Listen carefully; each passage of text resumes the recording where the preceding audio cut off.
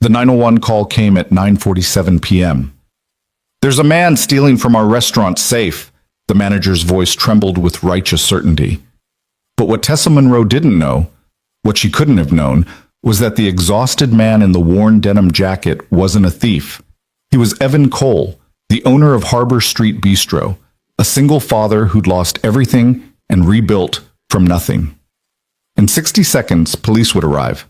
In 5 minutes, handcuffs would click around his wrists while his 7-year-old son watched through fogged glass. And in one devastating moment, the truth would shatter everything Tessa thought she knew about power, judgment, and what it really means to lead.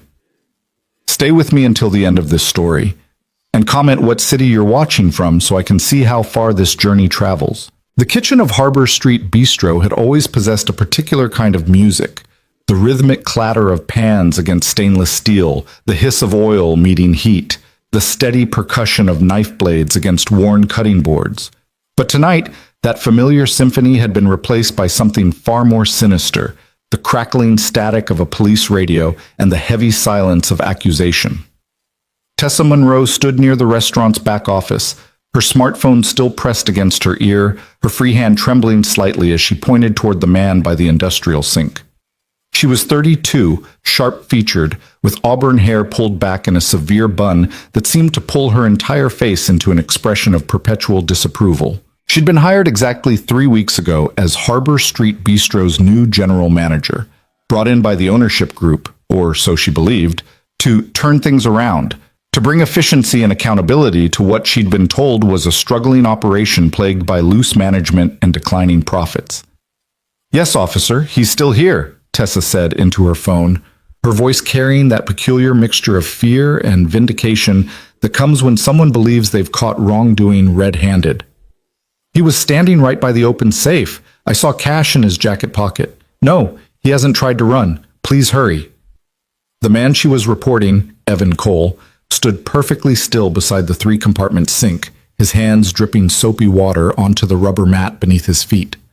He was 38 but looked older, with the kind of exhaustion that had settled into the lines around his eyes and the set of his shoulders. His dark hair was flecked with premature gray, and his worn denim jacket hung open over a faded t-shirt that had once been black but had faded to charcoal through countless washings.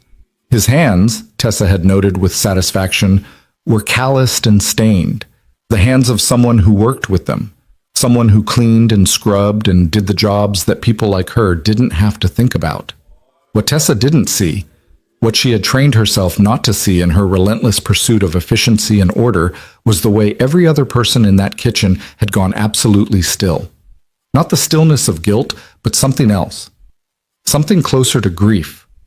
Miguel, the sous chef who'd worked at Harbor Street for 6 years, had set down his knife so carefully that it didn't make a sound against the cutting board.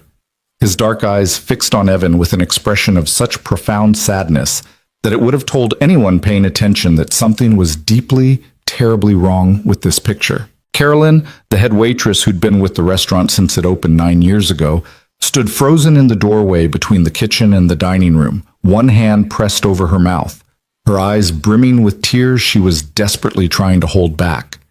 Even young Marcus, the prep cook who'd only been there 8 months, understood enough to know that what was happening was a catastrophe. He'd moved to stand beside Miguel, his arms crossed over his chest, his jaw clenched tight. But Tessa saw none of this, or perhaps more accurately, she saw it and interpreted it through the lens of her own certainty. To her, their silence was complicity. Their grief was guilt. She'd read about this in her management textbooks, how employees would band together to protect one of their own, even when that person was clearly in the wrong. How the culture of a workplace could become so toxic that theft and dishonesty were normalized, protected, even celebrated. She'd been warned about this place after all.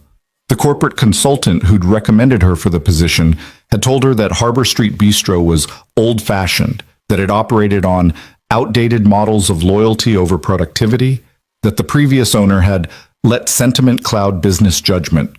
Her job, she'd been told, was to modernize, to create systems, to replace feelings with facts. And here, finally, was her proof. Here was the validation of everything she'd suspected in her first 3 weeks. The The way the staff seemed to move around her rather than with her. The subtle resistance to her new scheduling systems. The quiet conversations that stopped when she entered a room. She'd known something was wrong, and now she'd caught it. The safe in the back office had been left open.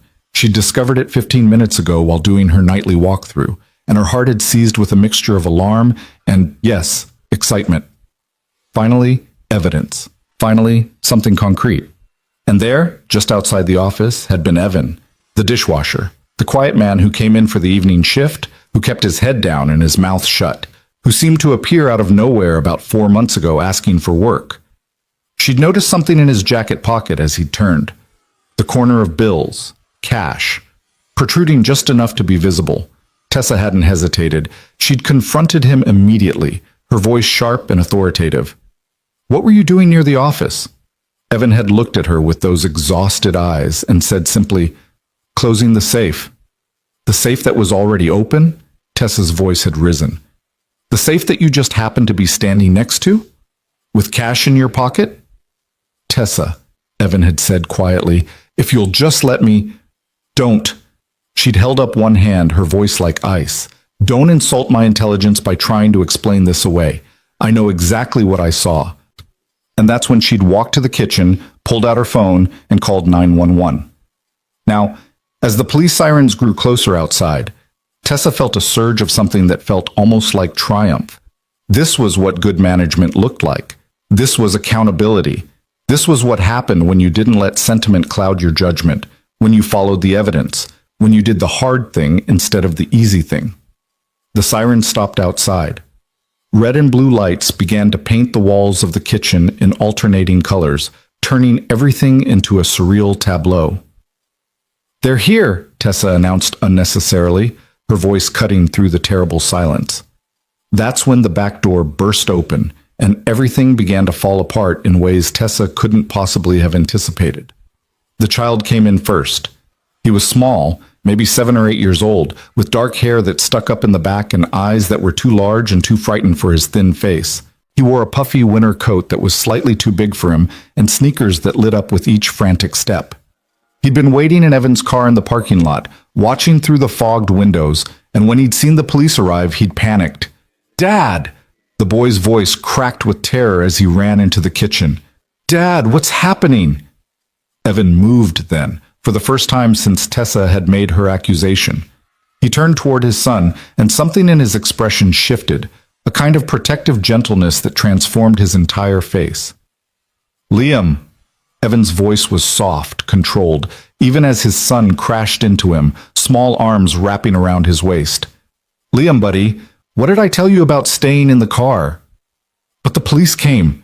Liam's voice was muffled against his father's stomach, thick with tears. "They came for you. They came and I thought...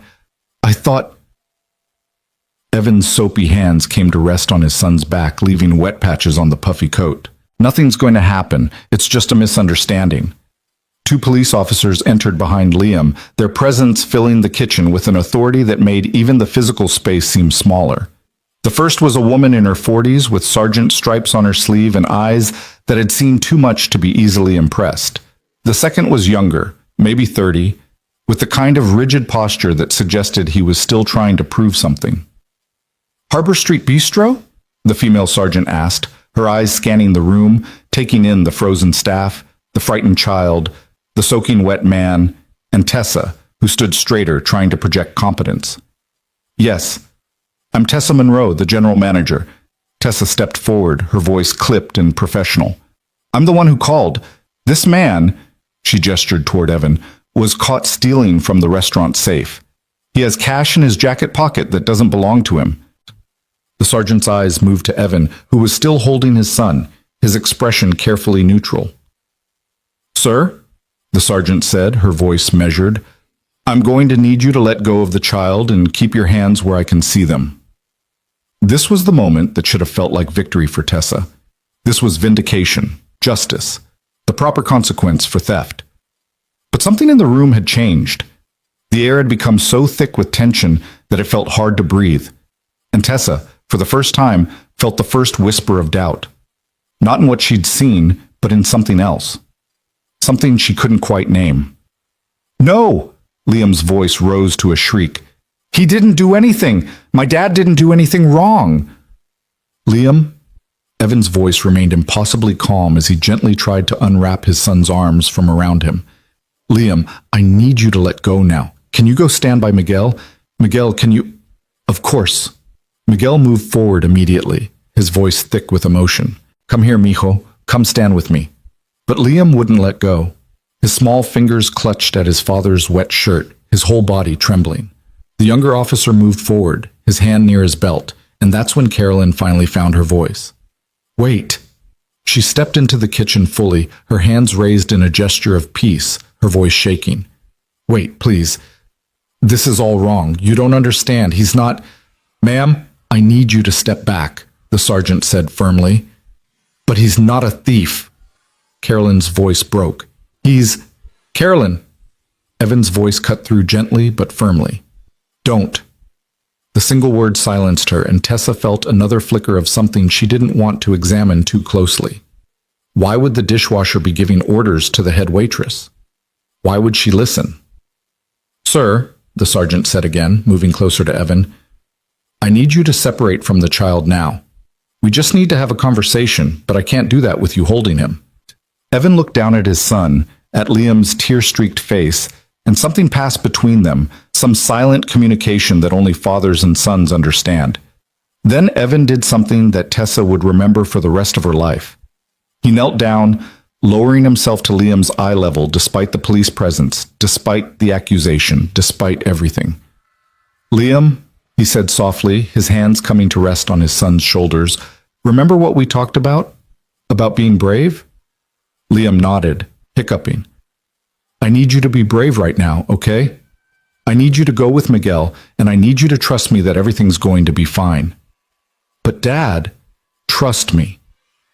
Evan's voice was so gentle, so full of love and certainty, that even Tessa felt something shift in her chest. Have I ever broken a promise to you? Liam shook his head, tears streaming down his cheeks. Then trust me now. Go with Miguel. It took another moment, but finally Liam let go.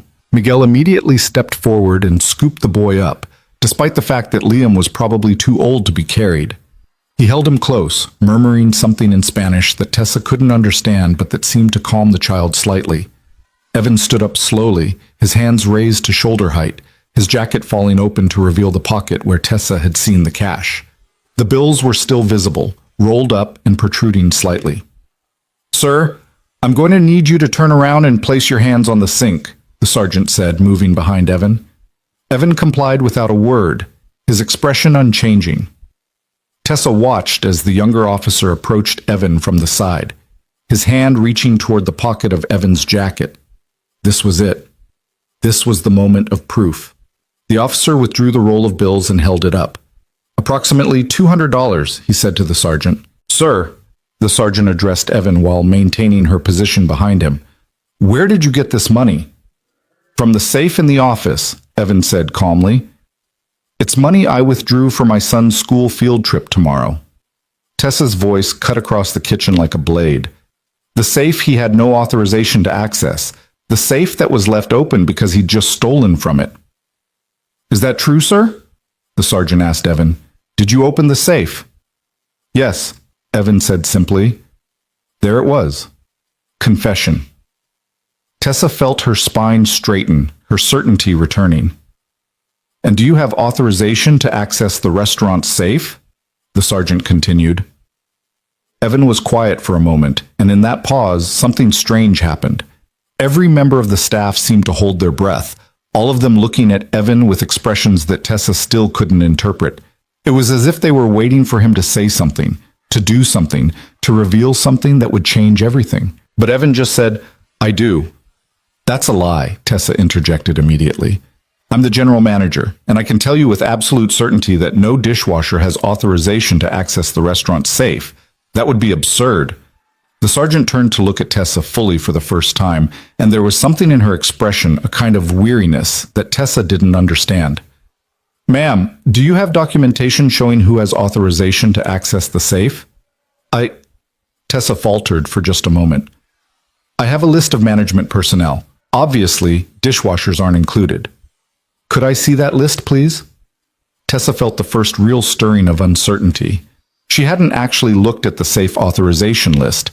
She'd been given it during her first week, along with approximately 50 other documents about operations, vendors, insurance policies, payroll procedures. She'd filed it away, assuming it was standard, assuming it contained exactly what she expected. "It's in my office," she said, her voice slightly less certain. "But I can tell you what's on it. Management only. That's standard protocol for any restaurant." "Nevertheless," the sergeant said with the patience of someone who had heard every variation of assumption masquerading as fact, "I'd like to see it." Tessa hesitated, then nodded curtly. "Fine. I'll get it." She walked to the back office, the office she'd commandeered 3 weeks ago, the office that still contained filing cabinets full of documents she hadn't fully reviewed, and began searching through the organized chaos for the safe authorization list. Behind her, in the kitchen, the tableau remained frozen. Evan still stood facing the sink, his hands braced against the stainless steel. The younger officer stood nearby, the roll of cash still in his hand. Miguel held Liam, who had buried his face in the sous chef's shoulder. Carolyn stood with one hand pressed against the doorframe, tears running silently down her face. Marcus remained by the prep station, his fists clenched. And in the parking lot, unnoticed by anyone, a sleek black sedan pulled up. A man in an expensive suit got out, checked his phone, and began walking toward the restaurant's back entrance with the purposeful stride of someone who knew exactly why he was there. Inside the office, Tessa found the folder labeled Security and Access Protocols. She flipped it open, scanning through pages of forms and documentation, her finger running down lines of text until she found the safe authorization list. Her finger stopped. She read the line again, certain she'd misunderstood. Then she read it a third time, and the first cold tendril of real fear began to wrap itself around her chest. The list had 3 names authorized to access the safe. Carolyn Mitchell, head of front-of-house operations. Samuel Drake, legal representative and financial officer. Evan Cole. Owner and primary operator Tessa stood in the office, staring at the paper, as the words rearranged themselves in her mind, as the past 3 weeks reassembled themselves into a completely different picture. The dishwasher who came in quietly and never made trouble. The man who always seemed to be there during the most difficult shifts. The person who knew where everything was, who helped train new staff, who understood the restaurant's operations with an intimacy that only made sense if, oh God, oh God. The paper slipped from Tessa's fingers and fluttered to the desk. She thought about her first day when she'd been shown around by Carolyn, who'd introduced her to everyone except, she'd realized later, the dishwasher, who'd been scrubbing pans in the back. She thought about how Carolyn had started to say something, had looked toward the dish pit, had opened her mouth and then closed it again. She thought about the staff meeting she'd held, where she'd outlined her new vision for the restaurant, her plans for modernization, her criticism of the outdated sentimental approach that had been holding Harbor Street Bistro back. She'd said those things while Evan had been in the back, washing dishes, saying nothing. She thought about last week when she'd instituted a new rule about staff not taking food home, about how she'd lectured everyone about theft and accountability while Evan had stood in the corner, his hands in soapy water, his expression carefully blank. She thought about 2 days ago when she'd pulled Carolyn aside and told her that she was too emotionally involved with the staff, that she needed to maintain professional distance, that this isn't a family, it's a business. She'd said those words while Evan had been taking out the trash, moving past them without acknowledgement. He'd heard everything. He'd heard every criticism, every judgment, every dismissal of the culture he'd built, and he'd said nothing. Why? The question echoed in Tessa's mind as she stood in the office. His office, she realized with growing horror, staring at the paper on the desk. Why would he let her believe he was just a dishwasher? Why would he let her tear apart everything he'd built without saying a word? Why would he submit to her authority when he was the one who'd hired her in the first place? Or had he? Tessa's mind raced backward through her hiring process. She'd been contacted by a corporate consulting firm. They'd told her that the restaurant ownership had retained them to find new management. She'd interviewed with Samuel Drake, the man listed on the safe authorization as legal representative and financial officer. She'd never met the owner. She'd assumed she'd been told that the owner was largely absent, that the restaurant was essentially being run by a board, that her job was to step in and take control of day-to-day operations. She'd never asked who the owner was. She'd never thought to ask. Because who expects the owner to be washing dishes? Tessa picked up the paper with shaking hands and walked back to the kitchen. The scene hadn't changed, except now everyone was looking at her with expressions that had shifted from grief to something else, something that might have been pity. The sergeant turned as Tessa entered. "Did you find the authorization list?" Tessa couldn't speak. She simply held out the paper. The sergeant took it, read it, and then looked at Evan with an expression that confirmed what Tessa already knew. The younger officer read over his partner's shoulder, and Tessa watched his eyes widen. "Sir," the sergeant said to Evan, her voice completely different now. "Are you Evan Cole?" "Yes," Evan said quietly. "And you're the owner of this restaurant?" "Yes." The sergeant looked at the younger officer and nodded. The officer immediately stepped back from Evan, his hand moving away from his belt. "Mr. Cole," the sergeant said, "I apologize for the confusion. You're free to step away from the sink." Evan turned around slowly, lowering his hands. His expression hadn't changed. He still wore that mask of careful neutrality, but his eyes, when they finally settled on Tessa, contained something that made her want to disappear. Not anger. That would have been easier. It was disappointment. "I see you found the list," Evan said softly. Tessa's mouth opened, but no words came out. Her brain had short-circuited. Everything she'd been certain of had inverted. Every assumption had been revealed as catastrophically wrong. She'd called the police on the owner of the restaurant. She'd accused him of theft. She'd had him stand against a sink with his hands raised while his 7-year-old son watched in terror. She finally managed. Why didn't I tell you?" Evan's voice remained soft, but there was something underneath it now, something that might have been exhaustion, or might have been the kind of sadness that comes from having your worst fears about humanity confirmed. "I told you I was closing the safe, Tessa. You didn't want to listen." "But you never said you were. You let me think." "I let you think what you chose to think," Evan said. "I let you see what you expected to see." The sergeant cleared her throat. "Mr. Cole, to clarify the situation, this money was withdrawn from your own safe for your own personal use?" "For my son's school field trip tomorrow," Evan confirmed. $200 for entry fees, lunch, and transportation. The permission slip is in my car if you need to verify." "That won't be necessary." The sergeant turned to Tessa, and now there was something else in her expression, something harder. "Ma'am, did you actually witness any theft occurring?" I saw him near the safe, and the cash." "Did you see him take anything from the safe?" "No, but did he attempt to leave the premises with the money?"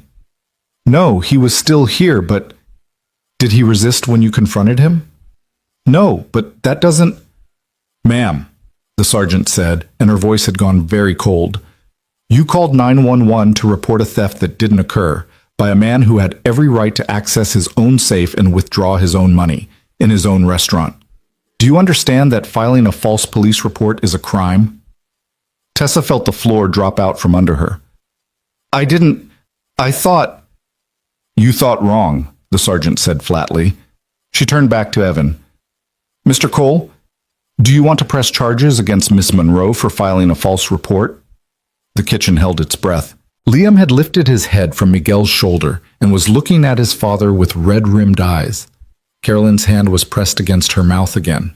Marcus had moved closer to Miguel, and all three of the longtime staff members were looking at Evan with expressions that contained both grief and something else, something that looked almost like hope. This was the moment where he could destroy her, where he could do to her what she'd tried to do to him, where he could exercise the power she'd tried to deny he had. Evan looked at Tessa for a long moment, and in that look she saw herself reflected back, saw herself as he must have seen her for the past 3 weeks. Arrogant, dismissive, so certain of her own correctness that she'd never questioned her assumptions, so focused on efficiency and systems that she'd forgotten to see people. "No," Evan said finally. "No charges." The sergeant raised an eyebrow. "You're sure?" "I'm sure." "Very well." The sergeant nodded to her partner, and both officers began moving toward the door. As they passed Tessa, the sergeant paused. Ma'am, a word of advice. Next time, ask questions before you make accusations. It'll save everyone a lot of trouble. Then they were gone, and Tessa was left standing in the kitchen with the people whose lives she'd been trying to reorganize, whose culture she'd been trying to dismantle, whose loyalty she'd mistaken for complicity. And in the center of it all stood Evan Cole, exhausted single father, owner in hiding, dishwasher by choice, watching her with those disappointed eyes while his son clung to Miguel's shoulder, while his staff stood in a protective semicircle, while the truth of what she'd done began to sink in with crushing weight.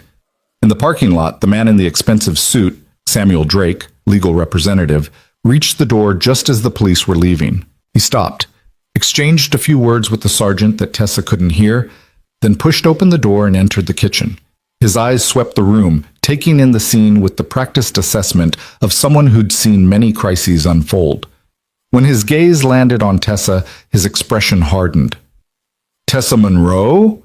His voice was clipped, professional. Yes, Tessa said, her voice barely above a whisper. We need to talk, Samuel Drake said, right now.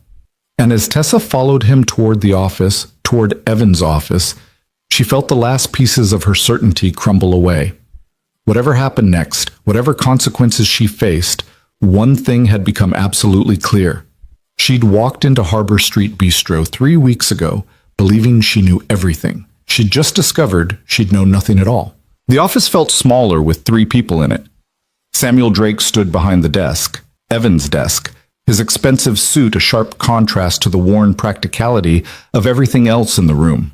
Tessa sat in the chair across from him, the same chair where she'd conducted her efficiency reviews with staff members over the past 3 weeks, the same chair where she'd outlined her plans to modernize Harbor Street Bistro.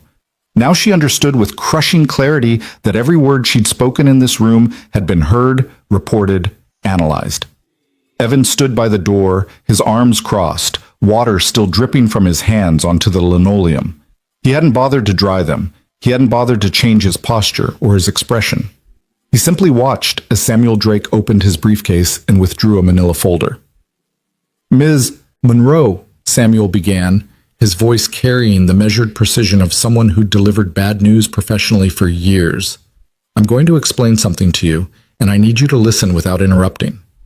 Tessa nodded, though her throat had gone so dry she wasn't sure she could have spoken even if she'd wanted to. 4 years ago, Samuel continued, Evan Cole's wife, Rebecca, was diagnosed with stage 4 pancreatic cancer. She fought for 18 months. During that time, Evan spent every moment he wasn't running this restaurant sitting beside her hospital bed. He liquidated his personal savings to pay for experimental treatments. He mortgaged his home. He sold his car and bought a 15-year-old sedan so he could afford one more round of chemotherapy that might buy Rebecca another few months with their son. Tessa felt something cold settle in her stomach. Through the open door, she could hear the quiet sounds of the kitchen being cleaned, the staff moving around each other with practiced ease. She could hear Liam's voice asking Miguel something about soccer. Rebecca died 2 years and 7 months ago, Samuel said, his voice softening slightly. She died at 3 a.m. in their bedroom because she'd wanted to be home at the end, not in a hospital. Evan was holding her hand. Liam was asleep in the next room. And when the hospice nurse finally left at dawn, Evan sat on the edge of his bed and realized he had approximately 48 hours before the hospital bills, the mortgage company, and every other creditor came calling. Samuel paused, looking at Evan, who hadn't moved from his position by the door. His face remained impassive, but something in his eyes had gone distant, traveling backward to a grief that Tessa couldn't begin to imagine. The restaurant was the only asset he had left, Samuel continued. So Evan made a decision. He transferred ownership to a family trust, brought me on as the legal representative, and restructured the business to protect it from his personal debts. Then he did something that most people in his position wouldn't have done. Instead of declaring bankruptcy and walking away, he started paying back every cent he owed. Tessa's voice emerged as barely a whisper. How? By working, Evan said from the doorway, speaking for the first time since they'd entered the office. His voice was quiet but steady. I stepped away from active management and took on hourly work, dishwashing, prep cooking, whatever was needed. The business kept running with Carolyn handling front of house and Miguel managing the kitchen. I worked 70, 80 hours a week between here and 2 other restaurant jobs. Every penny I didn't need for rent and food for Liam went to paying down the debt. For 2 years, Samuel added, Evan worked like this. No one outside the core staff knew who he was. New employees assumed he was just another worker. Vendors dealt with Carolyn or Miguel. The business stabilized, the debts got paid, and Harbor Street survived. Tessa felt herself shrinking in the chair. Then why am I here? Why did you hire a general manager if... Because 6 months ago, the last major debt was paid off, Samuel explained. Evan finally had breathing room. He could have stepped back into active management, taken his position as owner, but he'd noticed something during those 2 years of working anonymously. He'd learned things about how this restaurant functioned and how it didn't that he'd never seen when everyone knew he was the boss. People treat you differently when they think you have power, Evan said, his voice carrying a weight of experience that made Tessa's chest tighten. When they know you own the place, they tell you what they think you want to hear. They hide problems. They manage up instead of managing honestly. But when they think you're just another worker, you see the truth. You see how the culture really works. You see who the real leaders are. Samuel nodded. So Evan proposed an experiment. He wanted to hire a new general manager, someone with strong credentials and fresh ideas, and he wanted to see how that person would interact with the existing culture before revealing his identity. The idea was to give you time to understand the restaurant, to build relationships with the staff, to learn the systems that Evan had spent 9 years developing. I thought that after a month or two, once you'd settled in, I would reveal who I was, Evan said, and now there was something painful in his voice. I thought we'd work together. I thought you'd bring efficiency and systems, and I'd provide the institutional knowledge and the relationships. I thought it would strengthen the restaurant. The past tense landed like a physical blow. But that's not what happened, Tessa said, though it wasn't really a question. No, Evan agreed. That's not what happened. Samuel closed the folder on the desk. Ms. Monroe, in your 3 weeks here, you've instituted 11 new policies without consultation. You've reduced staff hours by 17%. You've eliminated the family meal tradition that the kitchen staff had maintained for 9 years. You've implemented a disciplinary point system that has created more anxiety than accountability. And you've done all of this while repeatedly telling the people who kept this restaurant alive through its darkest period that they were inefficient, outdated, and too emotionally attached to their work. Each item on the list felt like a slap. Tessa remembered the pride she'd felt in each of those changes, the sense of accomplishment at taking control of what she'd perceived as a rudderless operation. She remembered the entries in her daily reports to Samuel, reports she now understood were going directly to the man she'd been criticizing. The staff came to me after the first week, Evan said quietly. Miguel, Carolyn, even young Marcus. They told me what was happening. They asked me to step in, to reveal who I was, to stop it. Why didn't you? The question burst from Tessa before she could stop it. Evan was quiet for a long moment, and when he spoke, his voice carried a sadness that made Tessa want to disappear. Because I wanted to be wrong.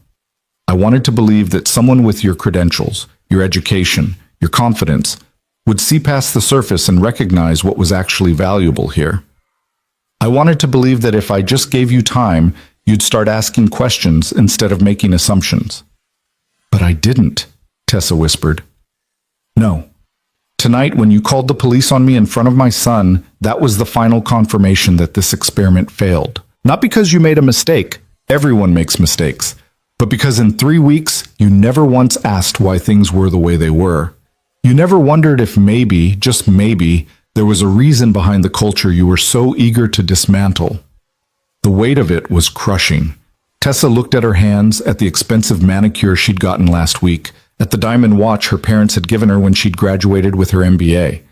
Everything that had felt like validation of her worth now felt like evidence of how much she'd misunderstood. I'm fired, she said, and it wasn't a question. Samuel and Evan exchanged a look, and something passed between them that Tessa couldn't interpret. That's the question we need to discuss, Samuel said. Legally, yes, We have grounds for immediate termination. You falsely accused the owner of theft. You created a hostile work environment. You've damaged staff morale. Any one of those would be sufficient cause. What? Tessa waited for the axe to fall. But, Evan said, and the single word hung in the air like a lifeline, I've been thinking about something my wife said to me about 6 months before she died. He moved from the doorway, finally, coming to lean against the filing cabinet. His arms remained crossed, but his posture had softened slightly. Rebecca was a teacher, Evan continued, elementary school, and one day she came home frustrated because she'd had to discipline a student who'd been bullying another kid. I asked her what consequence she'd given, and she said she hadn't given a consequence at all. She'd given him a responsibility. Tessa looked up, confused. The kid had been bullying because he felt powerless in his own life, Evan explained. So instead of punishing him, Rebecca made him responsible for welcoming new students to the class, made him the person who showed them around, helped them feel safe, protected them from feeling lost and alone. She turned his capacity for cruelty into a capacity for care by giving him a reason to understand what it felt like to be vulnerable. 6 months later, that kid was one of the kindest in her class, Evan said softly. Not because she'd punished him, but because she'd taught him empathy by making him responsible for it. Tessa felt tears burning behind her eyes. I don't understand what you're saying. I'm saying, Evan replied, meeting her gaze directly, that I think you made the choices you made because you've never been taught to see things differently. You've been trained to value efficiency over humanity, to see systems over people, to measure success in metrics instead of moments. And tonight, you got a glimpse of what that approach actually costs. He straightened, his decision clearly made. So here's what's going to happen, Tessa. You're not fired, but you're demoted. As of right now, you're no longer general manager. You're a staff member. For the next 60 days, you're going to work every position in this restaurant. You're going to wash dishes with me. You're going to prep vegetables with Marcus. You're going to work the line with Miguel. You're going to serve tables with Carolyn. And you're going to learn what it actually takes to keep this place running. Tessa's mouth fell open. You can't be serious. I'm completely serious, Evan said. You'll be paid hourly, the same rate as everyone else in whatever position you're working. You'll follow the same rules, keep the same hours, do the same work. And at the end of 60 days, if you've actually learned something, we'll talk about whether there's a management position for you here. And if I refuse, Tessa asked, though she wasn't sure why she was asking, what choice did she have? Then you're terminated immediately, with cause, and you'll spend the next year trying to explain to potential employers why your last position ended with you calling the police on your own boss, Samuel said bluntly. Your choice. The two options weren't really options at all. One was humiliation, the other was career suicide. Tessa thought about her apartment, about her student loans, about the calls she'd have to make to her parents if she lost this job. She thought about starting over, about the gap in her resume, about the reference she definitely wouldn't get. When do I start? She asked, her voice hollow. Tomorrow morning, Evan said. 6 a.m. You'll be working the opening shift with me. We start with taking deliveries and breaking down boxes. Wear clothes you don't mind getting dirty. He moved toward the door, then paused and looked back at her. Tessa, I'm not doing this to punish you. I'm doing it because I think you have the capacity to be better than you were tonight. But you can't lead people you don't understand, and you don't understand the people who work here. So you're going to become one of them, really become one of them. And maybe then you'll understand what you almost destroyed. Then he was gone, leaving Tessa alone with Samuel Drake, who was gathering his papers with methodical precision. For what it's worth, Samuel said as he closed his briefcase, I voted for firing you. Evan overruled me. He has a frustrating tendency to believe in people's capacity for change. He paused at the door. Don't make me right and him wrong, Ms. Monroe. Then Tessa was alone in the office, Evan's office, with nothing but the sound of her own breathing and the distant clatter of the kitchen being cleaned for the night. She sat there for a long time, her mind replaying the evening in excruciating detail. The certainty she'd felt when she'd called 911, the satisfaction of catching wrongdoing, the vindication of being right. Except she hadn't been right. She'd been catastrophically wrong. And worse than being wrong was the realization of why she'd been wrong. She hadn't asked questions. She hadn't sought context. She'd seen exactly what she'd expected to see because she'd already decided what story she was walking into. She thought about her first day, about Carolyn's incomplete introduction, about the way the head waitress had looked toward the dish pit with an expression Tessa had interpreted as protectiveness for a troubled employee rather than what it actually was. Grief for a man who'd lost everything and was rebuilding from nothing. She thought about the staff meeting where she'd lectured everyone about outdated business models, while Evan had stood in the back listening to her critique the culture he'd built, the family he'd created, the only thing that had survived the worst years of his life. She thought about the food policies she'd instituted, no taking food home, no family meals, strict inventory control, and she understood now what that must have meant to people who'd kept this restaurant alive while Evan worked 3 jobs to pay medical bills for a wife who'd died anyway. Tessa put her head in her hands and finally let herself cry. Not tears of self-pity, though there was some of that. Mostly, she cried because for 3 weeks she'd been hurting people and calling it leadership. She'd been destroying something precious and calling it improvement. She'd been blind to humanity and calling it professionalism. Eventually, the tears stopped. Tessa wiped her face with the back of her hand and stood up. Through the office window, she could see into the kitchen. Most of the staff had left, but Miguel was still there, patiently teaching Liam how to properly clean a cutting board. The boy was standing on a step stool, his small hands mimicking Miguel's movements, and the sous chef was praising him with the kind of gentle encouragement that spoke of long practice. Carolyn appeared in the doorway with 2 cups of coffee. She handed one to Miguel, ruffled Liam's hair, and said something that made the boy laugh. The 3 of them stood together in the quiet kitchen, comfortable with each other in a way that only comes from years of shared experience and genuine care. This was what Tessa had walked into 3 weeks ago. Not a struggling restaurant with poor management, but a family that had survived tragedy together.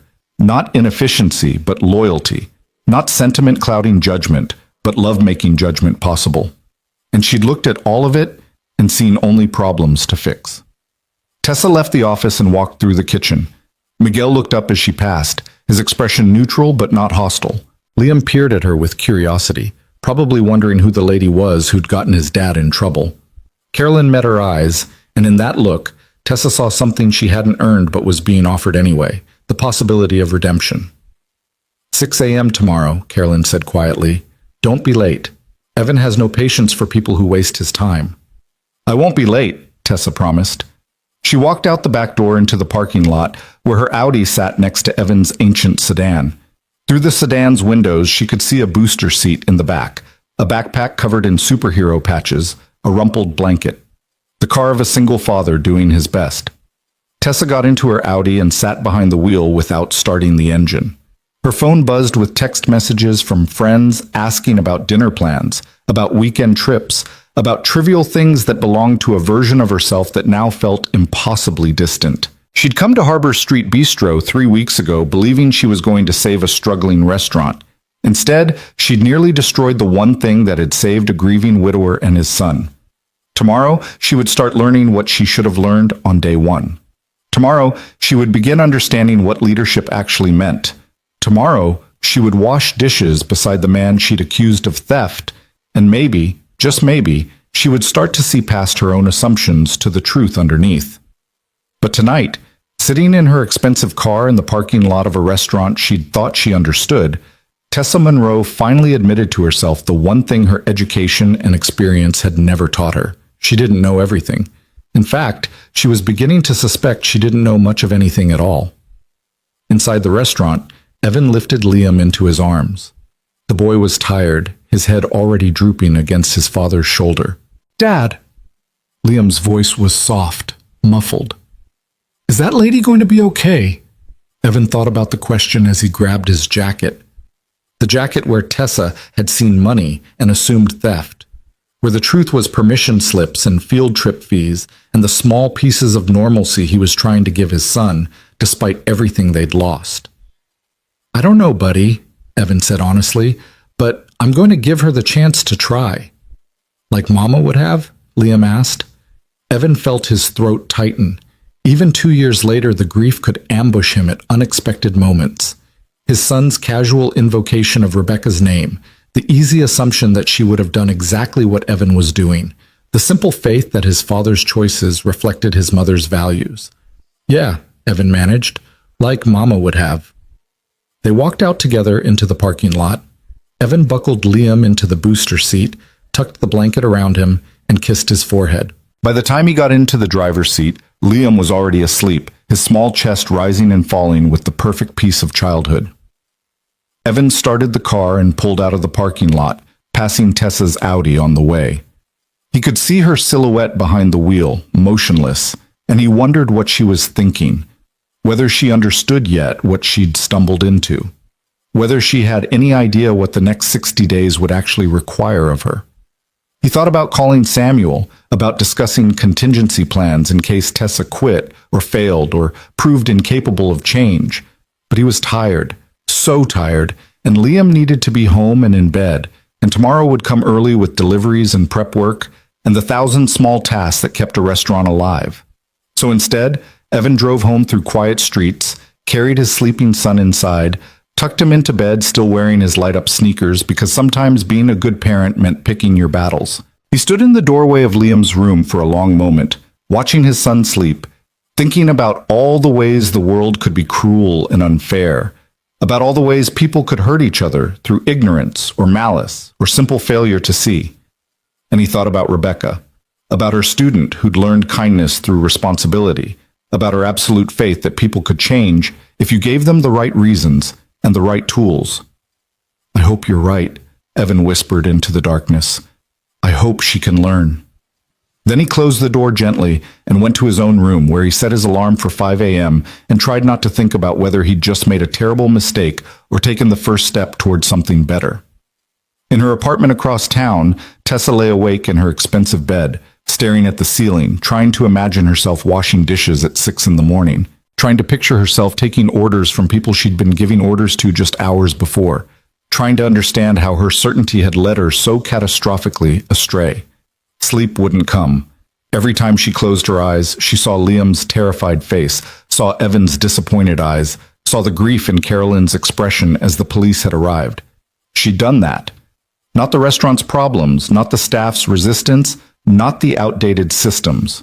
Her. Tessa Monroe, MBA, certified manager, professional leader. She had looked at a man grieving his wife and rebuilding his life and seen only a thief. She had looked at loyalty and seen complicity. She had looked at love and seen inefficiency. Around 3 in the morning, Tessa finally gave up on sleep. She got up, made coffee, and sat at her kitchen table with her laptop. She opened a document and started writing, not a report, not an analysis, but something closer to a confession. She wrote about her assumptions, her judgments, her certainty. She wrote about the moment she'd called 911, about the satisfaction she'd felt, about the shame that came after. She wrote until dawn broke through her windows, until her coffee went cold, until her fingers cramped. And when she finally stopped, she had 12 pages of single-spaced text that would never be read by anyone but herself. But writing it had changed something. It had forced her to see her own choices with clarity. It had made her accountable to herself in a way that no external consequence could. At 5:30 a.m., Tessa showered, put on old jeans and a t-shirt, and drove back to Harbor Street Bistro. She arrived at 5:50, 10 minutes early, and found Evan already there, standing by the back door with 2 cups of coffee. He handed her one without comment. "Thank you," Tessa said quietly. Evan nodded. Then he opened the door and led her inside into the dim kitchen where the day was just beginning, where the real work of learning was about to start. "First lesson," Evan said, flipping on the lights. "In a restaurant, everything matters. The dishes matter. The prep work matters. The way you treat the delivery driver matters. Nothing is beneath you because nothing actually works without everything working together." Tessa nodded, gripping her coffee cup like a lifeline. "Second lesson," Evan continued, pulling on a worn apron and tossing another one to Tessa. "Everyone who works here has a story. Your job, your real job, for the next 60 days, is to learn those stories. Not to manage them, not to fix them, but to understand them." "Okay," Tessa said, tying the apron with trembling fingers. Evan looked at her for a long moment, and in the harsh fluorescent light of the kitchen, she could see the exhaustion in his face, the lines that grief and struggle had carved there. But she could also see something else, a kind of determined hope that maybe, just maybe, this would work. "Let's get started," Evan said. And as the delivery truck pulled up outside, as the morning began to unfold with its rhythm of boxes and prep and the thousand small tasks that kept a restaurant alive, Tessa Monroe took her first real step toward understanding what she should have known all along. That leadership isn't about control or systems or efficiency. It's about people. Always, it's about people. The delivery truck's engine rumbled to a stop outside, and Tessa realized with sudden clarity that she had no idea what came next. In all her years of management training, in all her carefully constructed systems and procedures, she'd never once actually unloaded a delivery truck at 6 in the morning. Evan was already moving toward the back door, and Tessa followed, her new apron feeling strange and uncomfortable around her waist. The early morning air hit her face, still cool with the last remnants of night, and she watched as Evan greeted the delivery driver with the easy familiarity of long acquaintance. "Morning, Frank," Evan said, accepting a clipboard and scanning the invoice quickly. "Morning, Evan. Got your produce order, and they threw in some extra basil, said it wouldn't make it through the weekend." Frank was probably in his 50s, with the weathered look of someone who'd spent decades starting work before dawn. "Appreciate it. Tessa, grab those crates by the door," Evan said without looking at her, already hefting a box of tomatoes. Tessa moved forward and gripped the handles of a plastic crate, immediately understanding why Evan had told her to wear clothes she didn't mind ruining. The crate was heavier than it looked, packed with heads of lettuce still wet from their morning washing, and water sloshed over the sides as she lifted it. By the time she'd carried it inside, her shirt was soaked and her arms were shaking. "Walk-in cooler, left side, bottom shelf," Evan called over his shoulder, already carrying in a second load. Tessa found the walk-in, a massive refrigerated room she'd seen before but never actually entered, and maneuvered the crate onto the indicated shelf. The cold air bit through her wet shirt, making her shiver. When she emerged, Evan was already bringing in another load, moving with the efficient rhythm of someone who'd done this thousands of times. For the next 40 minutes, they unloaded Frank's truck in silence. Boxes of produce, crates of dairy, containers of proteins. Everything had its place, its proper rotation, its specific storage requirements. Evan showed her once, expected her to remember, and corrected her when she put something in the wrong location. "First in, first out," he said when she tried to place fresh milk in front of older containers. "Always rotate stock. The dated items go in front so they get used first. Otherwise, we waste product and waste money." Tessa repositioned the milk, her fingers already numb from the cold. Her expensive manicure was ruined, one nail already chipped. Her back ached from bending and lifting, and it was only 6:30 in the morning. When Frank's truck finally pulled away, Evan led Tessa back inside to the dry storage area and handed her a box cutter. "Now we break down the boxes and organize the supplies. Coffee filters here, napkins there, to-go containers on that shelf." "Why do you do this yourself?" The question emerged before Tessa could stop it. "You're the owner, couldn't you?" "Could I what? Delegate it? Pay someone else to show up at 6 a.m. so I don't have to?" Evan's voice wasn't harsh, but it was firm. "Tessa, the first lesson you need to learn is that there's no such thing as work that's beneath you. The moment you start thinking some tasks are below your dignity is the moment you stop understanding what actually keeps this place running." He sliced open a box of paper towels with practiced efficiency. "Besides, I like the quiet of the morning. I like knowing exactly what comes in, what condition it's in, what we have to work with. It's one less thing that can go wrong." They worked in silence for a while, the only sounds the slice of box cutters through cardboard and the rustle of supplies being stocked. Tessa's hands developed blisters where the cardboard edges rubbed against unfamiliar skin. She'd never realized how much physical labor went into running a restaurant before the customers even arrived. Around 7:15, the back door opened again and Miguel arrived, his eyes registering surprise when he saw Tessa in an apron surrounded by flattened cardboard boxes. "Morning, Jefe," Miguel said to Evan, then nodded cautiously at Tessa. "Morning." "Morning, Miguel. Tessa's working the opening shift today.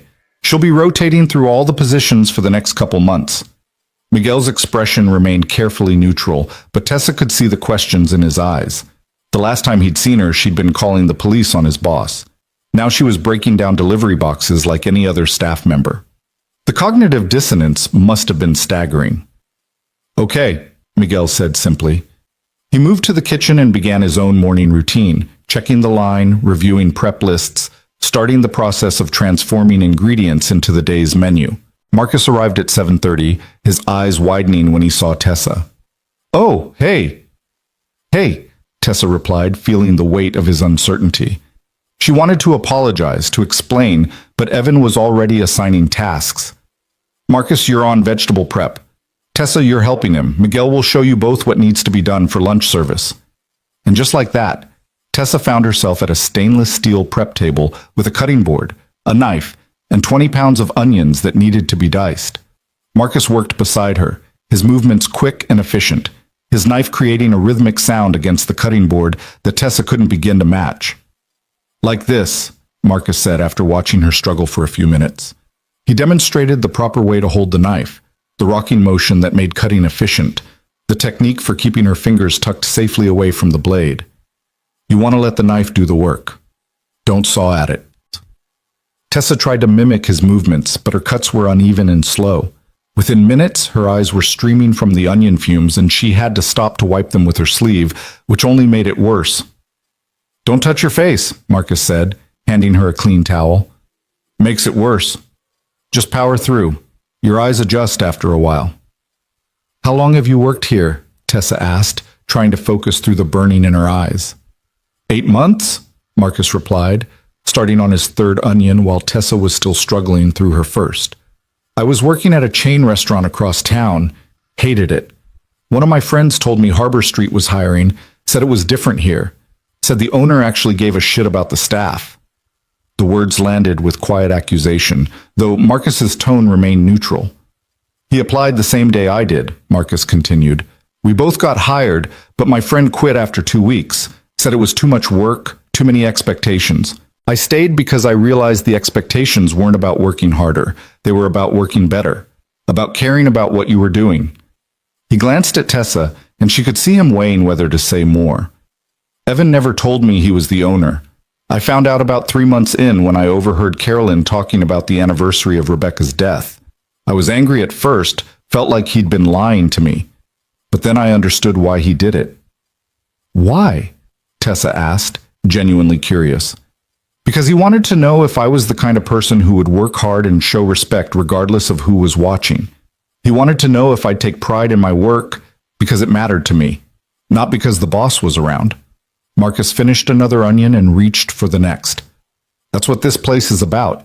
Not systems or efficiency or metrics. It's about whether you actually care." The implicit criticism was clear. Tessa had spent 3 weeks implementing systems and metrics while failing to understand the one thing that actually mattered. She bent over her cutting board, her tears now coming from more than just the onions, and tried to work faster. By 8 o'clock, her hands were cramping and she'd only finished 4 onions. Marcus had finished 15 and moved on to dicing peppers. Miguel appeared periodically to check their progress, offering quiet corrections to Tessa's technique, but never making her feel incompetent. Just persistent, patient instruction. "You'll get faster," Miguel said, watching her struggle. "Everyone's slow at first. The trick is consistency. Same size pieces, same technique every time. Eventually your hands remember and you don't have to think about it anymore." Carolyn arrived at 8:30 to start setting up the front of the house, and the look she gave Tessa was complicated. Part sympathy, part wariness, part something that might have been respect for the fact that Tessa had actually shown up. "Coffee's fresh if you need it," Carolyn said, then disappeared into the dining room to begin her own opening procedures. Tessa wanted the coffee desperately, but she was only halfway through her onion assignment, and she could feel everyone's eyes on her, measuring whether she would finish what she'd started or give up. So she kept cutting, kept wiping her streaming eyes, kept pushing through the cramping in her hands until finally, mercifully, the last onion was diced. "Good," Evan said, appearing at her elbow. She hadn't realized he'd been watching. "Now you understand why we need sharp knives and why prep work starts early. If you'd had to do that during service, we'd have been backed up for hours." He handed her a new assignment, 40 carrots that needed to be peeled and julienned. Marcus had already finished his peppers and moved on to mincing garlic, the smell of it mixing with the onions to create the foundation of whatever dishes were being prepared for lunch. The morning stretched on in a blur of repetitive tasks. Peel, cut, dice, mince. Tessa's hands developed new blisters on top of the old ones. Her back ached from standing. Her shoulders burned from the unfamiliar motions. And still the work continued because, in a restaurant, stopping meant falling behind, and falling behind meant chaos during service. Around 10:30, Miguel called everyone together for what he called the pre-service meeting. The lunch crew had arrived, 2 more line cooks, a dishwasher, and another server to help Carolyn. They gathered around the kitchen's central prep table while Miguel reviewed the day's specials, discussed any modifications to regular menu items, and outlined what they expected for volume. Tessa stood on the periphery, feeling like an outsider in a world she'd thought she understood. These people had a language all their own, all day, in the weeds, 86, terms she'd heard before but never truly understood the weight of. They communicated in shorthand built on years of working together, anticipating each other's needs, functioning as a unit rather than individuals. "Tessa, you're on dish with Ray during lunch service," Evan said, and Tessa felt her stomach drop. She'd seen the dish pit during her management tours, the massive industrial sinks, the commercial dishwasher that roared like a jet engine, the endless stream of dirty plates and pans. She'd always hurried past it, uncomfortable with the heat and noise and chaos. Now she was about to spend the next 4 hours immersed in it. Ray, the lunch dishwasher, was a man in his 50s with arms covered in faded tattoos and a gentle smile that didn't match his intimidating appearance. "Don't worry," he said, seeing Tessa's expression. "I'll show you the system. It's not complicated, just relentless." That turned out to be the understatement of the century. Service started at 11, and within 15 minutes, Tessa understood what Ray meant by relentless. The dirty dishes came in waves, plates scraped but still covered in sauce, pans crusted with burned food, utensils sticky with use. Everything had to be scraped, soaked, scrubbed, sent through the industrial dishwasher, and then returned to the appropriate station. And it never stopped. "Scrape first, then spray, then load," Ray instructed over the roar of the dishwasher. "Keep the clean dishes coming because the moment we fall behind, the whole kitchen backs up. No clean plates means no plating. No clean pans means no cooking." Tessa tried to match Ray's pace, but she was hopelessly slow. Her hands, already blistered from the morning's prep work, screamed in protest as she plunged them into near-scalding water. The spray nozzle was heavy and unwieldy, and she kept forgetting to aim it properly, soaking herself and the floor around her. Within an hour, she was drenched in water and food particles, her feet sliding in her soaked shoes, her entire body aching from the constant bending and lifting. "Behind you!" someone yelled, and Tessa jumped back just in time to avoid colliding with a line cook carrying a hot pan. This was another language she was learning, the constant navigation of a crowded kitchen, the necessary communication to avoid accidents, the awareness of everything and everyone around you. The lunch rush peaked around 12:30, and Tessa felt like she was drowning. The dirty dishes piled up faster than she could process them. Ray worked with mechanical efficiency beside her, never rushing but never stopping, maintaining a steady rhythm that kept the clean dishes flowing even as the dirty ones multiplied. "You're thinking too much," Ray said during a brief lull. "Your body needs to remember the pattern. Scrape, spray, load, start the machine, empty the machine, return the clean dishes, over and over. Stop thinking about it, and just do it." Tessa tried to follow his advice, tried to let her body take over, but her mind kept interjecting with questions and doubts and complaints about the heat and the noise and the sheer physical exhaustion of it all. Her expensive watch, she'd forgotten to take it off, was covered in food debris and soap scum. Her clothes were completely ruined, and still the dishes kept coming. At one point, she dropped a plate. It shattered against the concrete floor, and the sound cut through the kitchen noise like a gunshot. Everything stopped for just a second, all eyes turning toward the dish pit, toward Tessa standing frozen with pieces of broken ceramic at her feet. "It happens," Ray said calmly, already reaching for the broom. "Get the dustpan. We clean it up and keep moving." But Miguel appeared before Tessa could move, his expression serious. "Everyone okay? No cuts?" "We're fine," Ray assured him. "Just a plate." "You have to be careful," Miguel said, looking at Tessa. "Broken glass or ceramic in a kitchen, That's dangerous. Not just for you, but for everyone. One shard gets into the floor drain and someone reaches in without knowing. That's an emergency room visit. The weight of responsibility settled on Tessa's shoulders. She'd thought washing dishes was simple, mindless work, but she was beginning to understand that nothing in this kitchen was simple. Every task had implications. Every mistake had consequences, and everyone depended on everyone else to do their job correctly. They cleaned up the broken plate carefully, checking the floor drain, sweeping multiple times to ensure no fragments remained. And then, because the lunch rush was still going, they returned to the endless cycle of scraping and washing and loading. By 2 o'clock, when the rush finally began to slow, Tessa's hands were shaking from exhaustion. Her back felt like it might snap. Her feet throbbed in her soaked shoes, and they still had another hour of service plus the full breakdown and cleaning of the dish pit. Ray handed her a bottle of water. Drink. You've been working in heat for 4 hours. You need to hydrate. Tessa drank gratefully, the cold water shocking against her overheated throat. Around her, the kitchen was transitioning from the controlled chaos of service to the methodical work of cleanup. Line cooks were breaking down their stations, scrubbing grills, organizing their mise en place for dinner service. Carolyn and the other server were resetting tables in the dining room, preparing for the brief lull before evening customers arrived. And Evan was everywhere, checking with Miguel about how service had gone, helping Ray with a particularly stubborn pot, wiping down prep surfaces, talking to Carolyn about a reservation for that evening. He moved through the kitchen like a conductor through an orchestra, not directing but harmonizing, making sure every section had what it needed. When he finally made his way to the dish pit, Tessa was scrubbing the industrial sink with a brush that felt like it weighed 50 pounds. "How are you holding up?" Evan asked. Tessa wanted to say she was fine, wanted to maintain some shred of dignity, but her body had reached its limit, and honesty seemed like the only option left. "I had no idea," she said quietly. "I had no idea how hard this was." Evan nodded, leaning against the wall beside the dish pit. "Most people don't. They see the finished product, the meal on the table, the clean restaurant, the smooth service. They don't see the 5 a.m. deliveries, the hours of prep, the burns and cuts and exhaustion. They don't see Ray coming in day after day to wash dishes because if he doesn't, nothing else works." He looked at her with those exhausted eyes that had seen so much. "That's why I needed you to do this, Tessa. Not to punish you, but to teach you. You can't lead people whose work you don't understand. You can't make decisions about efficiency without knowing what those decisions actually cost in human effort and dignity." Tessa nodded, too tired to speak. "Go home," Evan said. "Ray can finish the breakdown.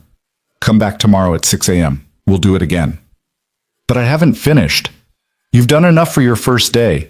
Tomorrow will be harder because your body will be sore and your hands will hurt worse and you'll be tempted to quit. Don't quit. Show up. That's the only real requirement. Just show up and try." Tessa untied her soaking apron with clumsy fingers. Her hands were red and wrinkled from the water, the blisters open and weeping. She couldn't remember ever being this physically exhausted in her entire life.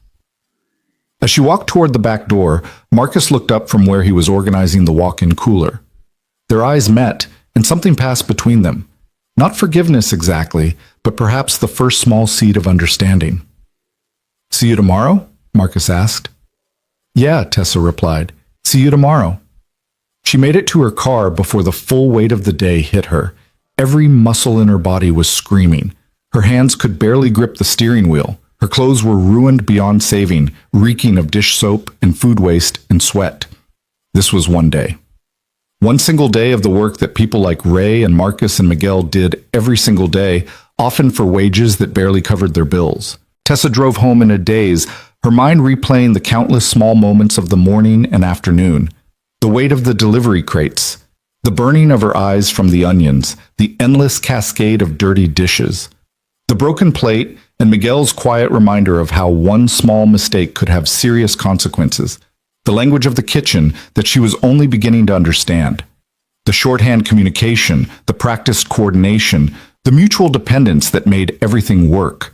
She thought about her management textbooks, her MBA courses, her carefully constructed theories about efficiency and productivity. None of them had prepared her for the reality of standing at a dish sink for 4 hours, muscles screaming, while the lunch rush pounded the kitchen into controlled chaos. None of them had explained that leadership wasn't about systems or metrics. It was about understanding the human cost of every decision. When she finally reached her apartment, Tessa stood under the shower for 20 minutes, watching the water run brown with the residue of the day's work. Her hands stung when the water hit the open blisters. Her back had a knot between her shoulder blades that felt permanent. Her feet were swollen from standing on concrete for 8 hours. And tomorrow, she would do it all again. Tessa dried off carefully, bandaged her worst blisters, and collapsed into bed even though it was only 3 in the afternoon. Sleep came immediately, deep and dreamless, her body demanding the rest it had earned. She woke at midnight, disoriented, her body stiff and protesting even the simple act of rolling over. In the darkness of her bedroom, Tessa finally allowed herself to fully confront what she'd done. Not just the false accusation and the police call, though those were bad enough, but the 3 weeks of casual cruelty that had preceded them. The dismissal of people's work, the elimination of traditions that had held a grieving community together, the certainty that she knew better than people who'd been keeping the restaurant alive while she was still in graduate school. She thought about Ray, who'd washed dishes with patient expertise while she'd struggled and fumbled.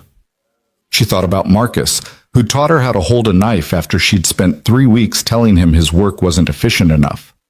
She thought about Miguel, who checked on her after the broken plate not with anger but with concern for everyone's safety. She thought about Carolyn, who'd offered her coffee even though Tessa had called the police on the man Carolyn had protected for years. These weren't inefficient workers who needed better management. They were skilled professionals who'd been doing exceptional work despite having someone actively undermining their efforts. Tessa got up, padded to her kitchen, and made tea with hands that shook from more than just exhaustion. She sat at her table in the darkness and faced the most uncomfortable truth of all. She'd become exactly what she'd always claimed to despise. She'd become the kind of leader who confused authority with knowledge, who mistook compliance for respect, who thought control was the same thing as competence. And it had taken being handcuffed in front of a 7-year-old boy to shatter that delusion. Her phone buzzed on the counter, a text from her mother. "Haven't heard from you in a few days. Everything okay with the new job?" Tessa stared at the message for a long time. What could she possibly say? That she'd spectacularly failed at everything she thought she was good at? That she'd called the police on her own boss? That she'd spent the day washing dishes and learning that everything she'd believed about leadership was fundamentally wrong? She typed back, "Job's going through some changes. I'll call you this weekend." It was cowardly and evasive, but it was all she could manage. Tessa returned to bed, but sleep wouldn't come again. Her mind kept circling back to the kitchen, to the rhythm of the work, to the way everyone moved together with practiced coordination.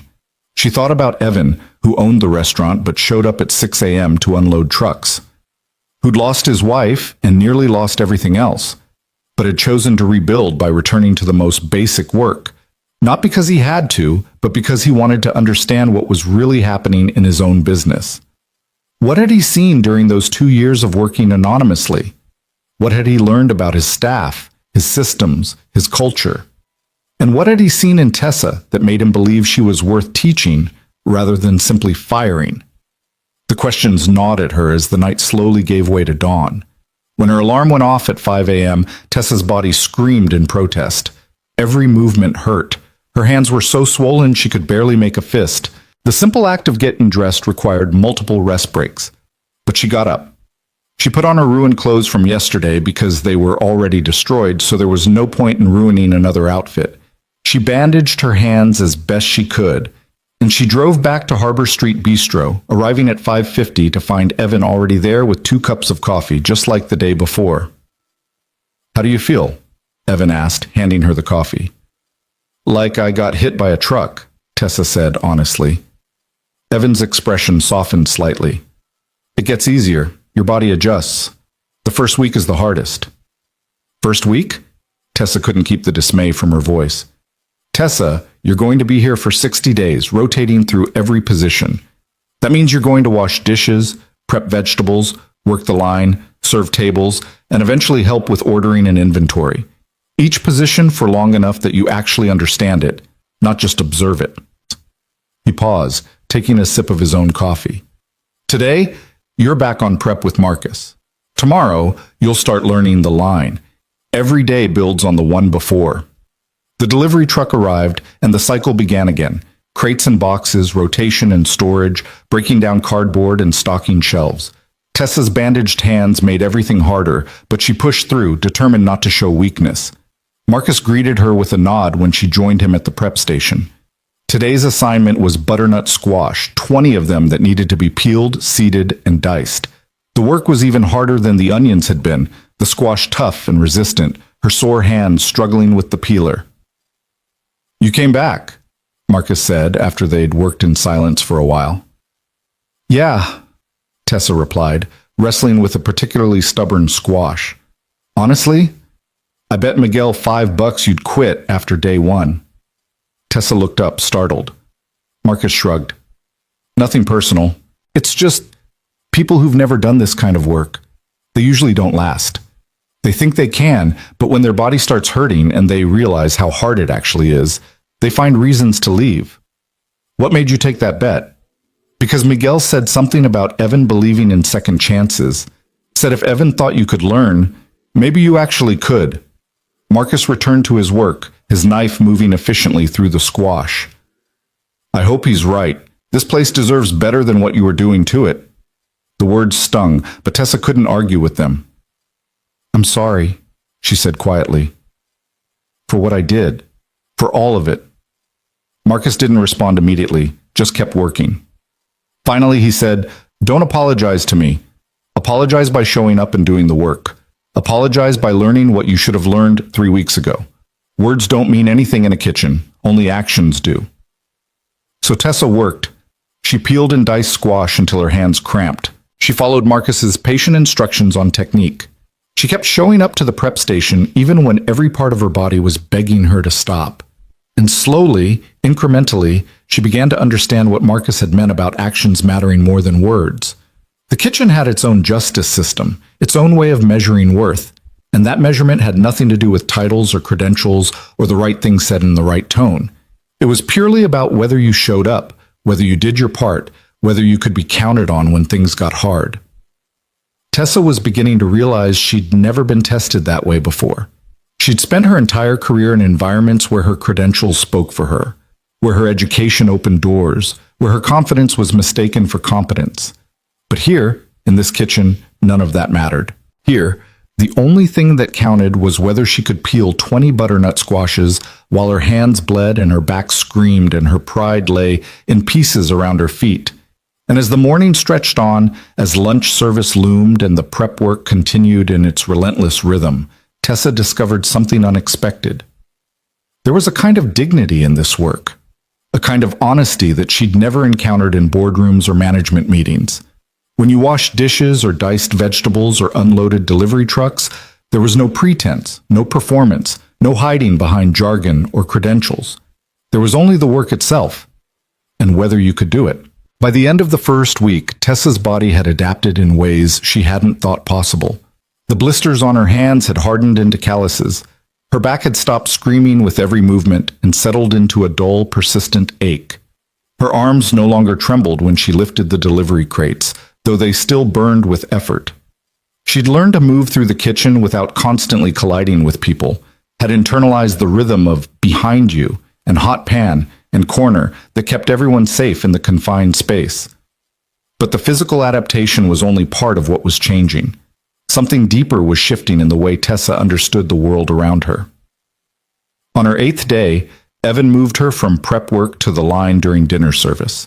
Miguel positioned her at the salad station, the simplest position, he explained, because it required speed and accuracy but no actual cooking. Her job was to build each salad according to the ticket, ensure proper portions, dress it correctly, and get it out to the pass before the hot items were ready so everything could be plated together. "Watch the tickets," Miguel instructed, pointing to the small printer that chattered constantly during service, spitting out order after order. "They come in groups. Apps first, then mains. You need to read ahead, anticipate what's coming, and time your salads so they're ready when the entrees hit the pass." It sounded simple in theory. In practice, during the Friday night dinner rush, it was controlled chaos. The tickets came faster than Tessa could process them. 4 house salads, 2 Caesars, 3 mixed greens with the dressing on the side. Then another wave before she'd finished the first. Her hands, still sore despite the calluses, fumbled with the tongs. She dressed a salad too heavily and had to start over because Miguel wouldn't let substandard work leave the kitchen. She fell behind, creating a backup that rippled through the entire line. "Tessa, I need those salads now." Miguel's voice cut through the kitchen noise, sharp with urgency but not cruel. "The hot items are ready. We can't hold them." Tessa's hand shook as she plated faster, but faster meant sloppier. She forgot to add candied pecans to a salad that required them. She grabbed the wrong dressing bottle and had to scrape it off and redo the entire thing. Around her, the other cooks moved with practiced efficiency, sautéing, grilling, plating, while she struggled with the simplest station on the line. "Reset," Miguel said, appearing at her shoulder during a brief lull between waves of orders. "Stop trying to go fast.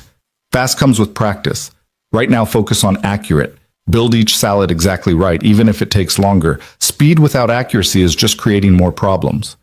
Tessa nodded, blinking back tears of frustration. She'd spent 3 weeks telling these people they weren't efficient enough, and now she couldn't even build a salad fast enough to keep pace with dinner service. The next wave hit, and Tessa forced herself to slow down, to focus on accuracy over speed. The tickets piled up, and she could feel the tension in the kitchen rising as her station became the bottleneck, but Miguel's words echoed in her head. Accurate first, then fast. Do it right, even if doing it right takes longer. Slowly, painfully, she began to find a rhythm. Read the ticket, visualize the salad, build it step by step, dress it, plate it, send it to the pass.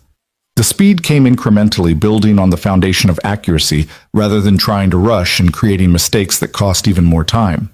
By the end of service, Tessa was drenched in sweat despite working the cold station. Her hands cramped from gripping tongs for 3 hours straight. Her feet felt like they might fall off. But she'd made it through dinner service without completely collapsing the line, and that felt like a victory. "Better," Miguel said as they broke down the stations after the last customer had left.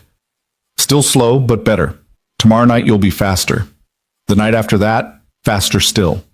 It takes time." "How long did it take you to get fast?" Tessa asked, scrubbing the salad station's cutting board. Miguel smiled slightly.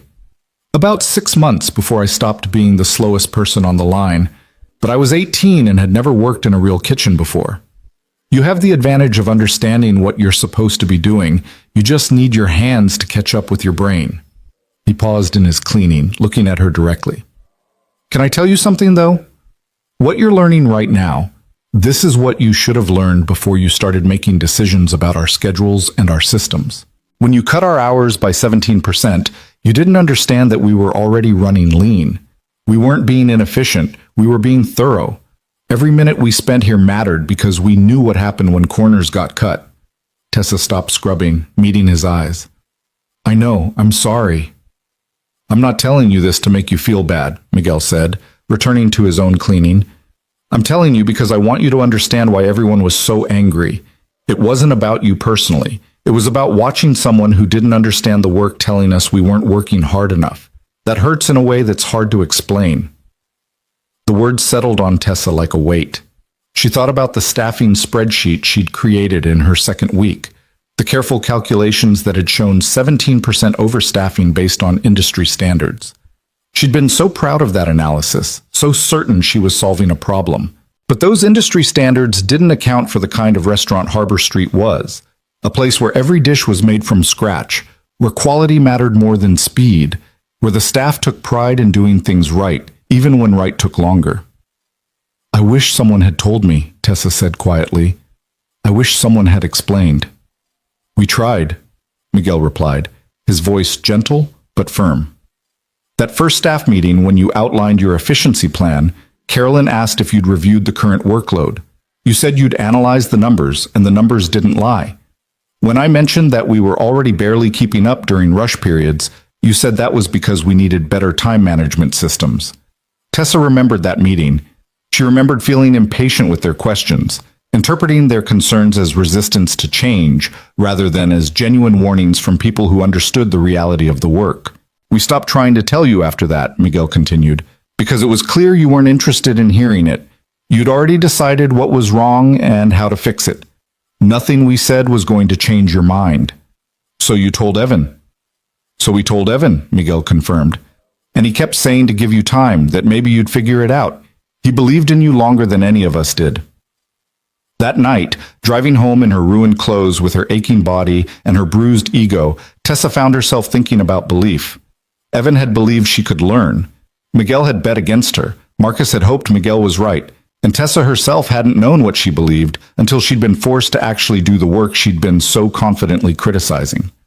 The second week brought new challenges.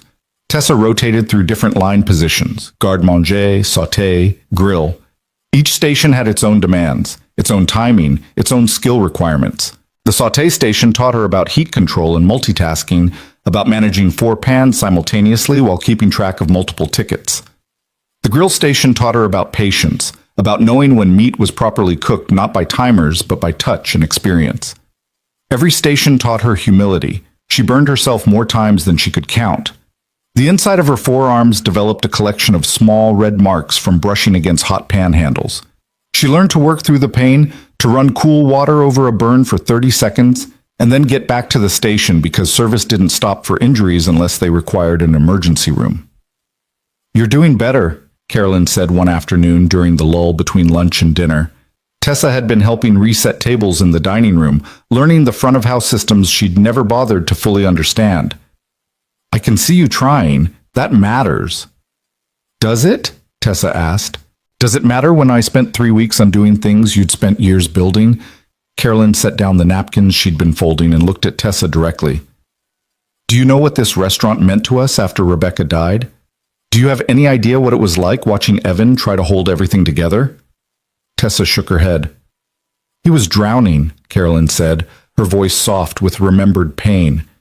Grief and medical bills and funeral expenses, and a 7-year-old who didn't understand why his mother wasn't coming back. Evan showed up to work every day because he had to, because he had a son to support and bills to pay, but you could see he was barely holding on. And we, all of us, we rallied around him. Not because we had to, but because this place had become family. She picked up another napkin, folding it with practiced efficiency. When Evan had to step back from management, when he had to take on extra work just to survive, we could have left. We could have found jobs at places that paid better or had easier schedules, but we stayed because we understood what this restaurant was. It was the life raft that was keeping Evan afloat. If we let it sink, he'd sink with it. Tessa felt her throat tighten. "I didn't know." "You didn't ask," Carolyn corrected gently. "That's what hurt the most about these last few weeks. You came in with all these plans to fix us, to make us more efficient, to modernize us. But you never once asked what we were trying to accomplish or why we did things the way we did them. You just assumed we were doing it wrong." "I was wrong," Tessa said, "about everything." "Maybe," Carolyn agreed. "But you're here now, doing the work, learning what you should have learned first. That counts for something." She paused, then added, "Just don't expect us to forget what happened overnight. Trust is rebuilt slowly, in small moments, through consistent actions. You have a long way to go." The honesty was both painful and refreshing. Tessa had grown accustomed to corporate environments where everyone performed politeness even when they were undermining each other. Here, people said what they meant. They were kind, but they were truthful. And somehow, that truth was more valuable than any amount of false encouragement would have been. By the third week, something shifted in how the staff interacted with Tessa. It wasn't forgiveness exactly, but it was a tentative acceptance. She'd proven she wouldn't quit. She'd shown up every morning at 6 a.m., worked until her body gave out, and come back the next day to do it again. That persistence had earned her a small measure of credibility. Marcus started offering unsolicited advice on knife techniques. Ray showed her shortcuts for organizing the dish pit that made the work slightly less overwhelming. Even Miguel occasionally smiled at her jokes during the morning prep sessions. But the real breakthrough came during her fourth week, on a Wednesday evening when everything went wrong. The dinner rush was in full swing, the kitchen operating at maximum capacity. Tessa was back at the salad station, finally comfortable enough with the position to keep pace with the rest of the line. Miguel was running the pass, calling out orders and ensuring every plate met his standards before it went to the dining room. Then the refrigeration unit for the cold storage failed. Miguel discovered it when he went to grab backup ingredients during a brief lull between order waves. The temperature had risen into the danger zone. everything inside would have to be thrown out. They just lost their backup supplies of proteins, dairy, and vegetables in the middle of one of their busiest nights of the week. "Everyone listen up," Miguel called out, his voice tight with controlled stress. "The cold storage is down. We're running on what we have at our stations and whatever's in the walk-in. That means we're 86ing about half the menu until we can get backup supplies. Carolyn, you need to tell the front of house now." Carolyn appeared in the kitchen doorway, took in Miguel's expression, and immediately understood the severity of the situation. "What do we still have?" Miguel ran through the list rapidly, his mind already calculating what dishes were still possible with limited ingredients. As he talked, Tessa found herself doing something she hadn't done since her demotion. She started thinking systemically about the problem. "What about the prep in the walk-in?" she asked. "The vegetables I helped Marcus prep this morning, those are still good, right?" "Yes, but we don't have enough for full menu service," Miguel replied.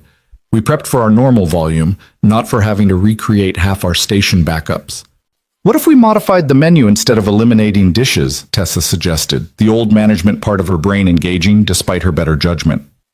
"Keep the popular items, but simplify the components. The grilled salmon doesn't need the asparagus side. We could substitute the roasted root vegetables from prep. The pasta primavera could become pasta marinara since we still have the tomato base." Miguel paused, considering. That could work for some dishes, but we'd need to recalculate portions and timing. "I can do that," Tessa offered.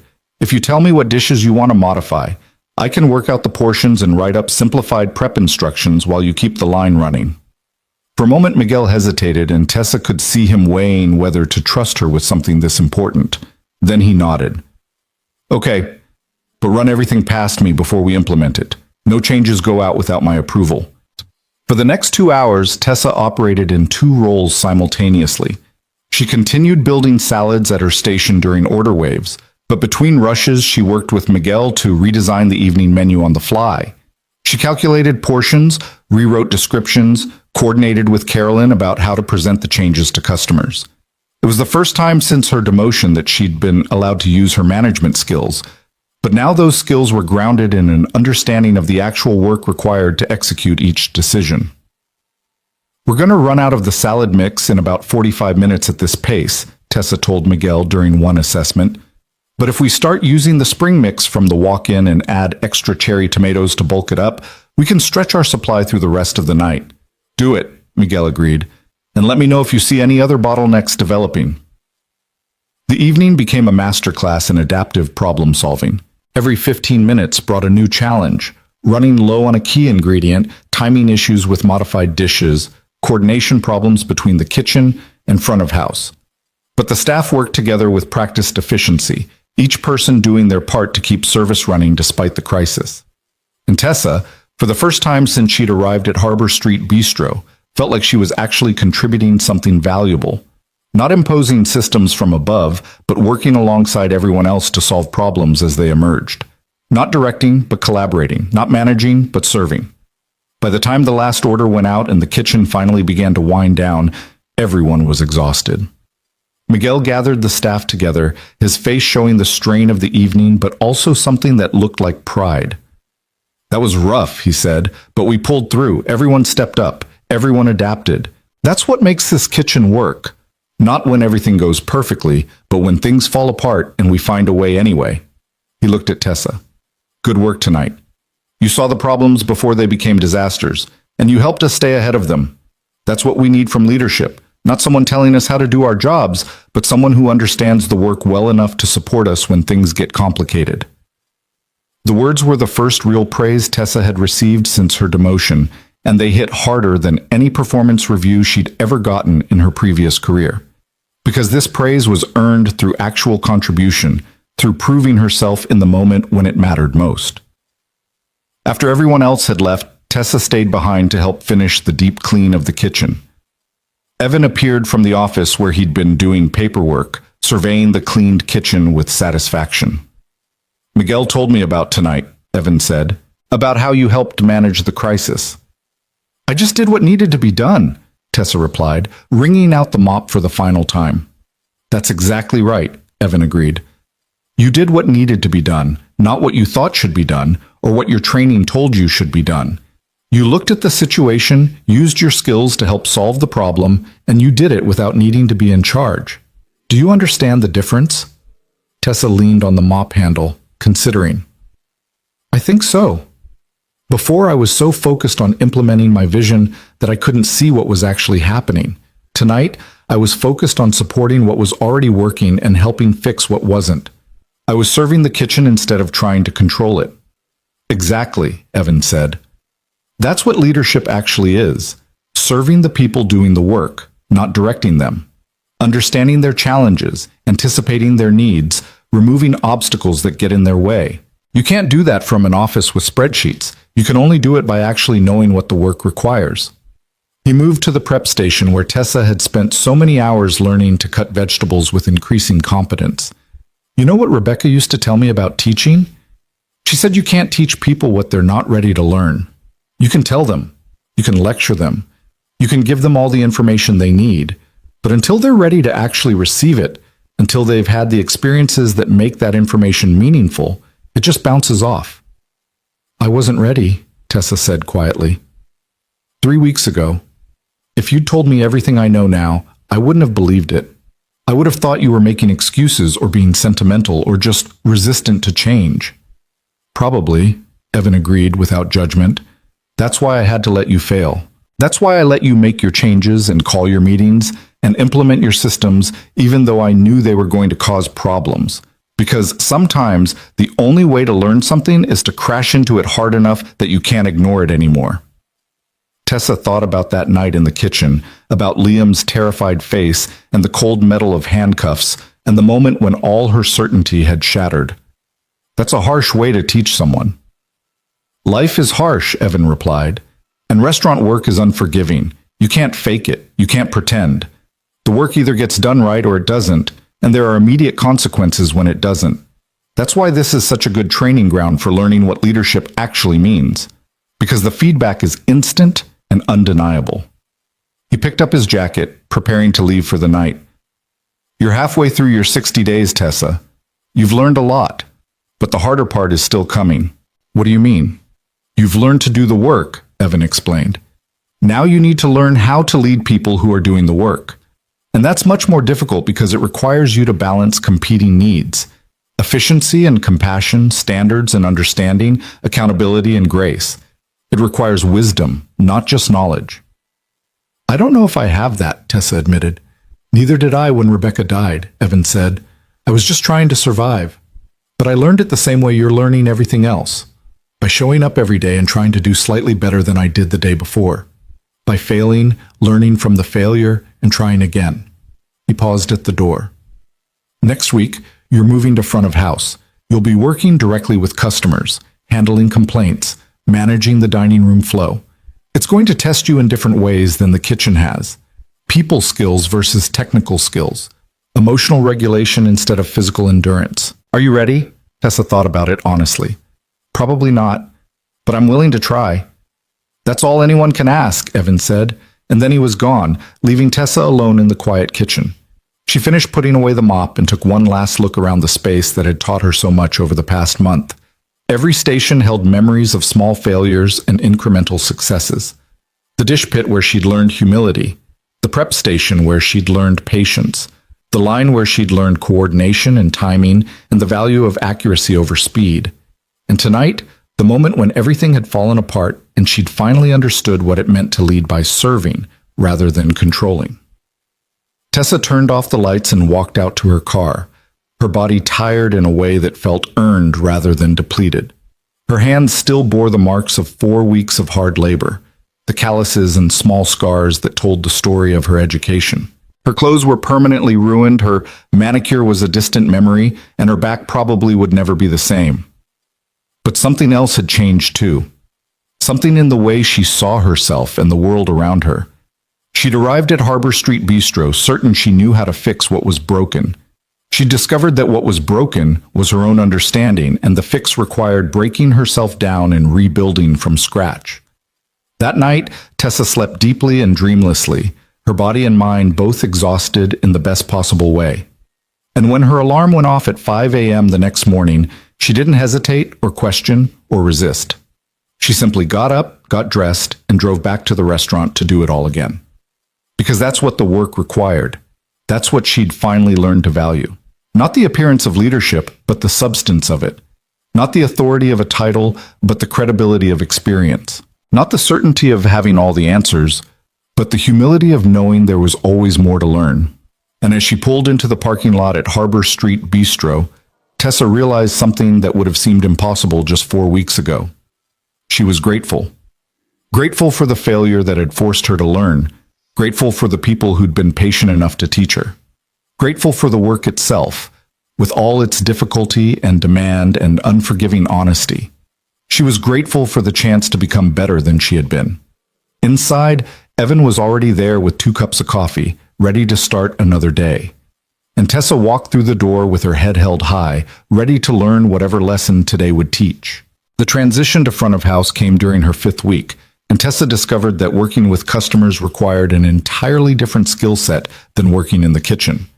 In the kitchen, the work was tangible and immediate. You either made the dish correctly or you didn't.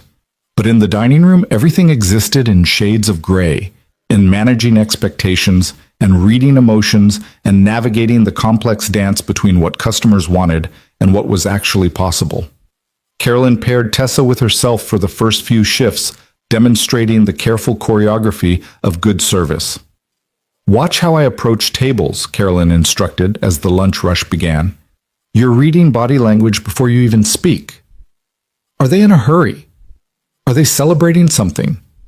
Are they having an argument and just want to be left alone? Every table is different, and you have to adjust your approach accordingly."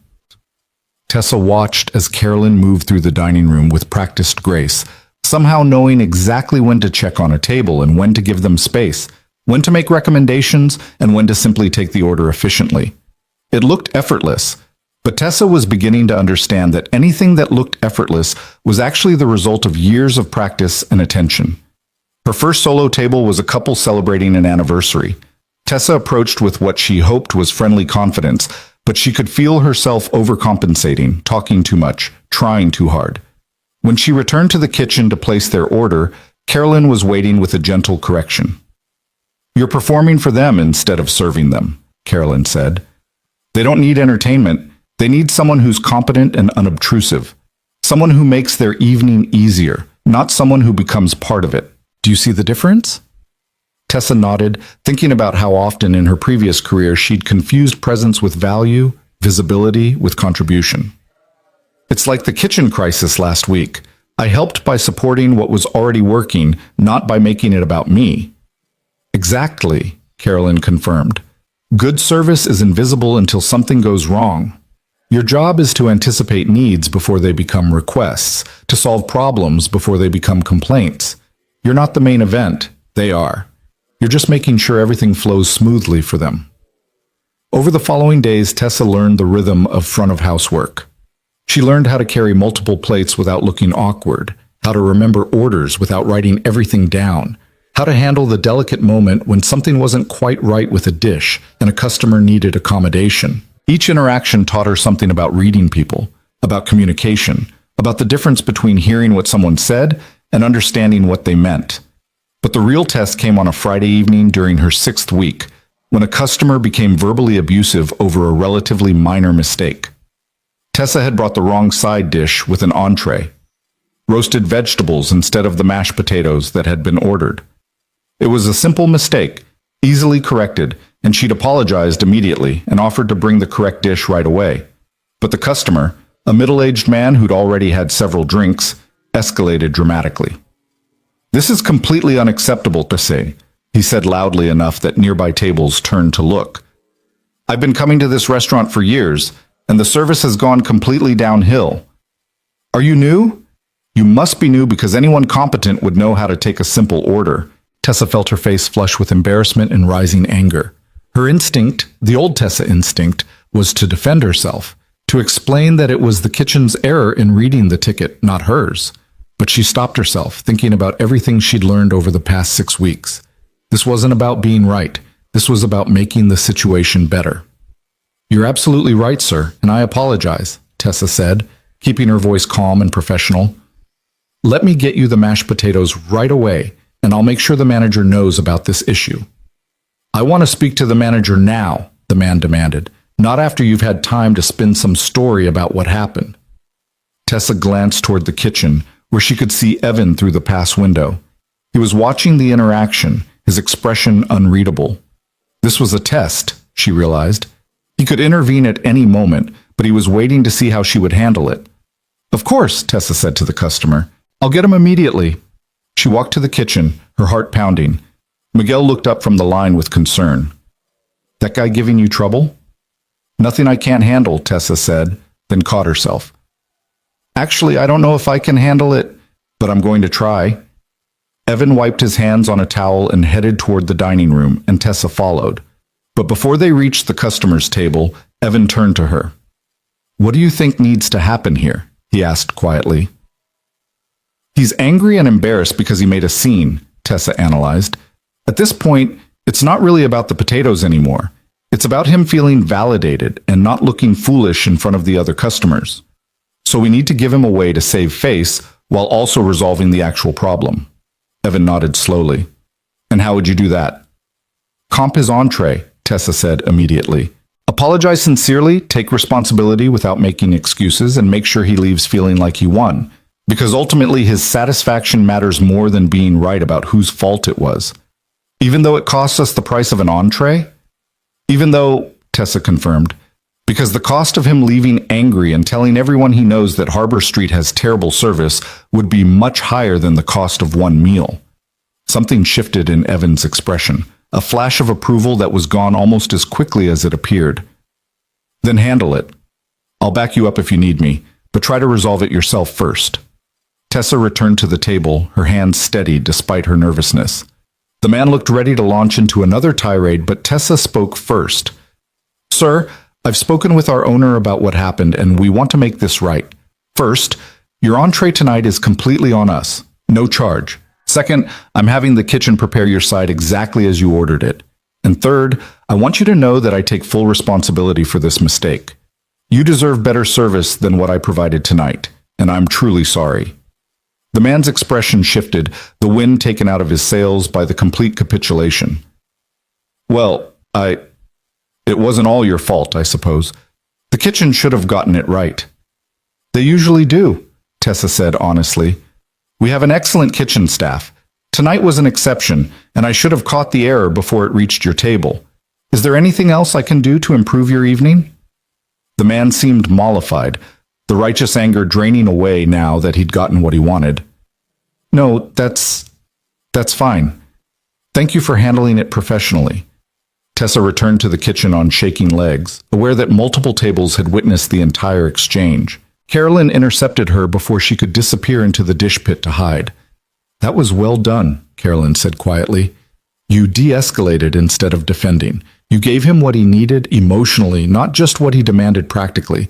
That's advanced level service. I just did what seemed right, Tessa said, though her heart was still racing. That's exactly the point, Carolyn replied. 6 weeks ago, you would have tried to prove you were right and he was overreacting. You would have made it worse because you couldn't separate your ego from the situation. But now you understand that good service isn't about ego, it's about outcomes. That incident became a turning point in how the staff viewed Tessa. Word spread quickly through the restaurant about how she'd handled the difficult customer, and she noticed a subtle shift in people's interactions with her. Marcus started saving her a seat during the family meals that had resumed after Tessa's policies were reversed. Ray asked her opinion about reorganizing the dish pit for better efficiency. Miguel invited her to help plan the menu for an upcoming special event. She was being invited back into the community she'd almost destroyed. But the real moment of transformation came during her 8th week, on an otherwise ordinary Tuesday afternoon. Liam came to the restaurant after school, his backpack covered in those same superhero patches, his light-up sneakers tracking mud into the kitchen until Evan made him take them off at the door. Dad, I got an A on my history test, Liam announced, waving a paper proudly. Evan scooped him up despite the fact that the boy was getting too big to be carried. That's my guy! I'm so proud of you. Tessa watched the interaction from the prep station where she was helping Marcus with the dinner mise en place. She'd seen Liam around the restaurant over the past 2 months, doing homework at the corner table, helping Ray organize clean dishes, chattering with Carolyn about his soccer games. But she'd kept her distance, unsure how to interact with the child who'd watched his father get handcuffed because of her false accusation. Liam noticed her watching and whispered something to his dad. Evan set him down, and the boy approached Tessa with the fearless curiosity of 7-year-olds. "You're Tessa, right?" Liam asked. "The lady who called the police on my dad?" Tessa's throat went tight. "Yes, I am, and I'm very, very sorry about that, Liam. I made a mistake, a big mistake, and I hurt your dad and I scared you, and that was wrong." Liam considered this with the seriousness that children bring to important matters. "My dad said you're learning how to be better. Are you?" "I'm trying," Tessa said honestly. "Your dad has been teaching me a lot of things I didn't understand before." Like what? "Like how to wash dishes properly," Tessa replied, which made Liam giggle. "And how to cut vegetables without cutting my fingers. And how to treat people with respect even when I think I know better than they do." "That's important," Liam said gravely. "My mom used to say that everyone has something to teach you if you're willing to learn from them, even kids." The casual mention of Rebecca made the kitchen go still. Evan had stopped what he was doing, watching his son with an expression of such tender grief that it made Tessa's chest ache. "Your mom sounds like she was a very wise person," Tessa said softly. "She was the best," Liam agreed. Then, with the mercurial mood shifts of childhood, he brightened. "Hey, do you want to see my history test? I got all the dates right about the Revolutionary War." "I'd love to see it," Tessa said, and meant it. Liam ran to get his backpack and Evan approached Tessa, his voice low. "Thank you for apologizing to him." "You didn't have to do that." "Yes, I did," Tessa replied. "He was there. He saw everything. He deserved to hear me take responsibility." Evan nodded, and in that nod was a depth of approval that meant more to Tessa than any performance evaluation she'd ever received, because this approval wasn't about her skills or her efficiency or her productivity. It was about her character and whether she'd learned to value the right things. Over the following weeks, Tessa developed an unlikely friendship with Liam. He'd show her his schoolwork while she prepped vegetables. She'd help him with his math homework during the lull between lunch and dinner. He taught her the names of all the superheroes on his backpack, and she taught him how to properly set a table for fine dining. Their interactions were easy and uncomplicated in the way that friendships with children can be. He'd forgiven her completely because children are better at forgiveness than adults, and she treasured that forgiveness as the gift it was. As Tessa entered her 9th week, Evan began involving her in management decisions again. But the dynamic was completely different now.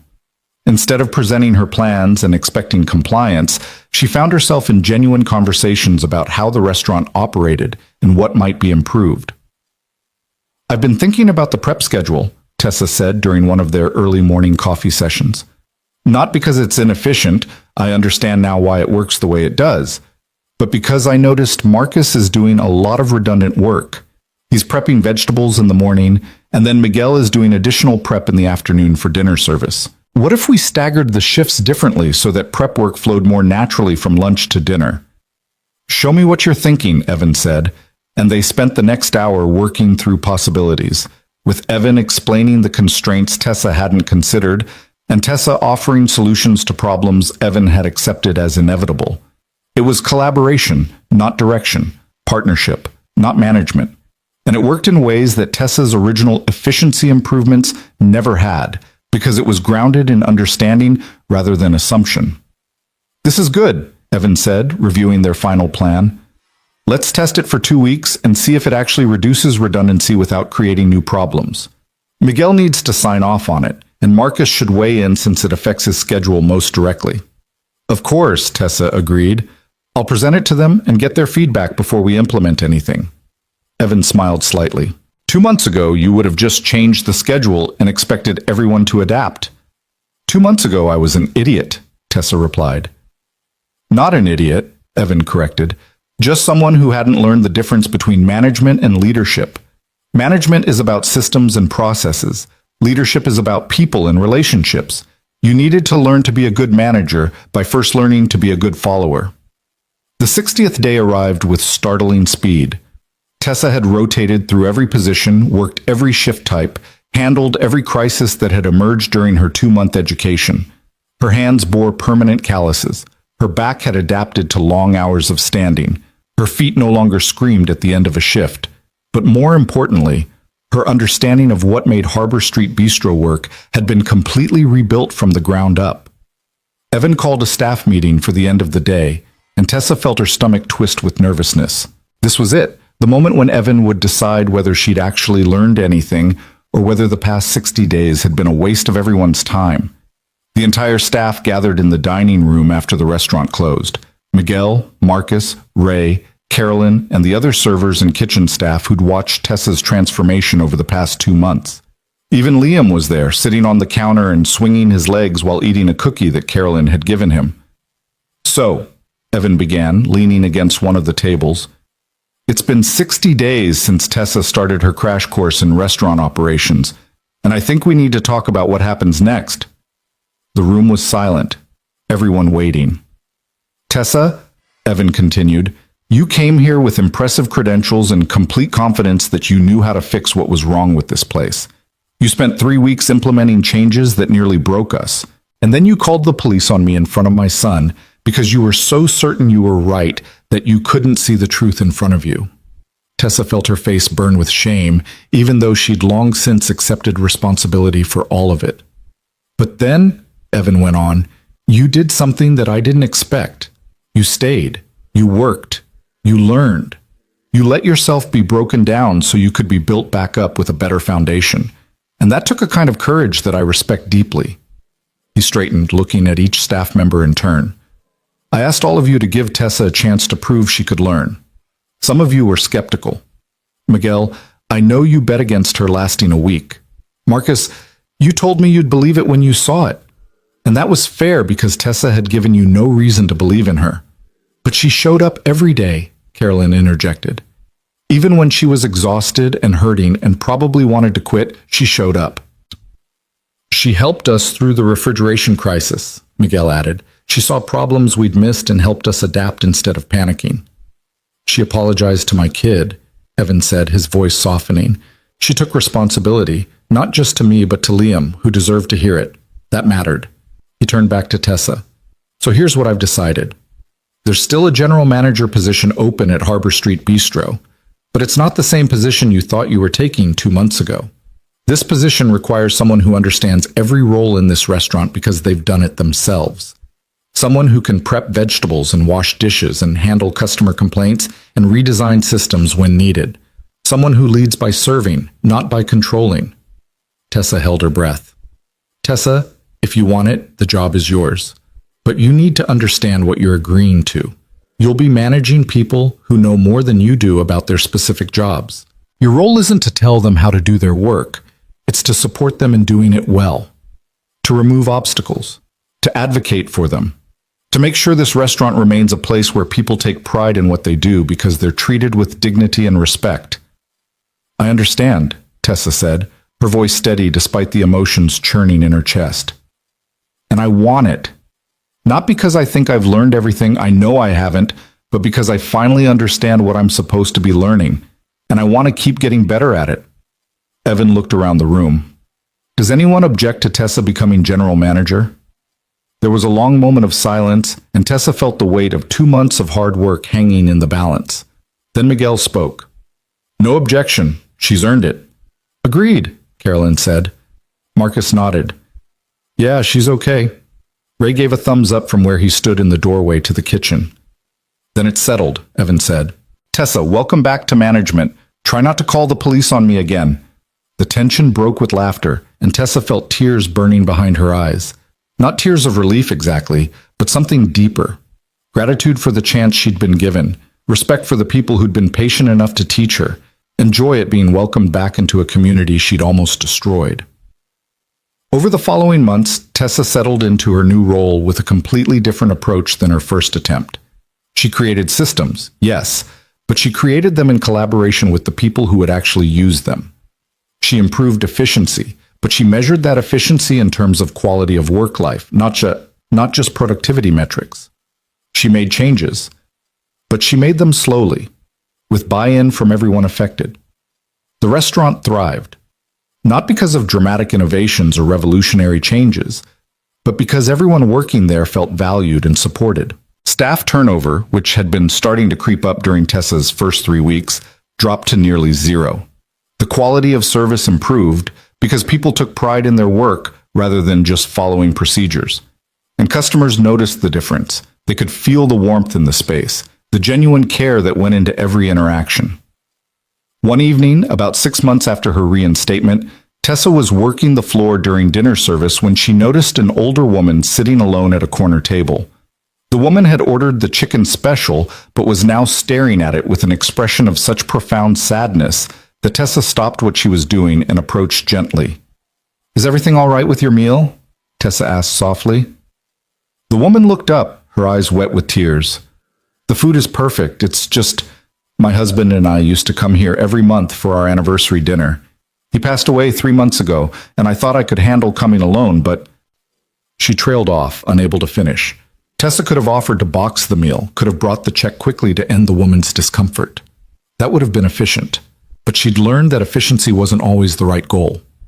Instead, Tessa pulled out the chair across from the woman and sat down. "Would you like to tell me about him?"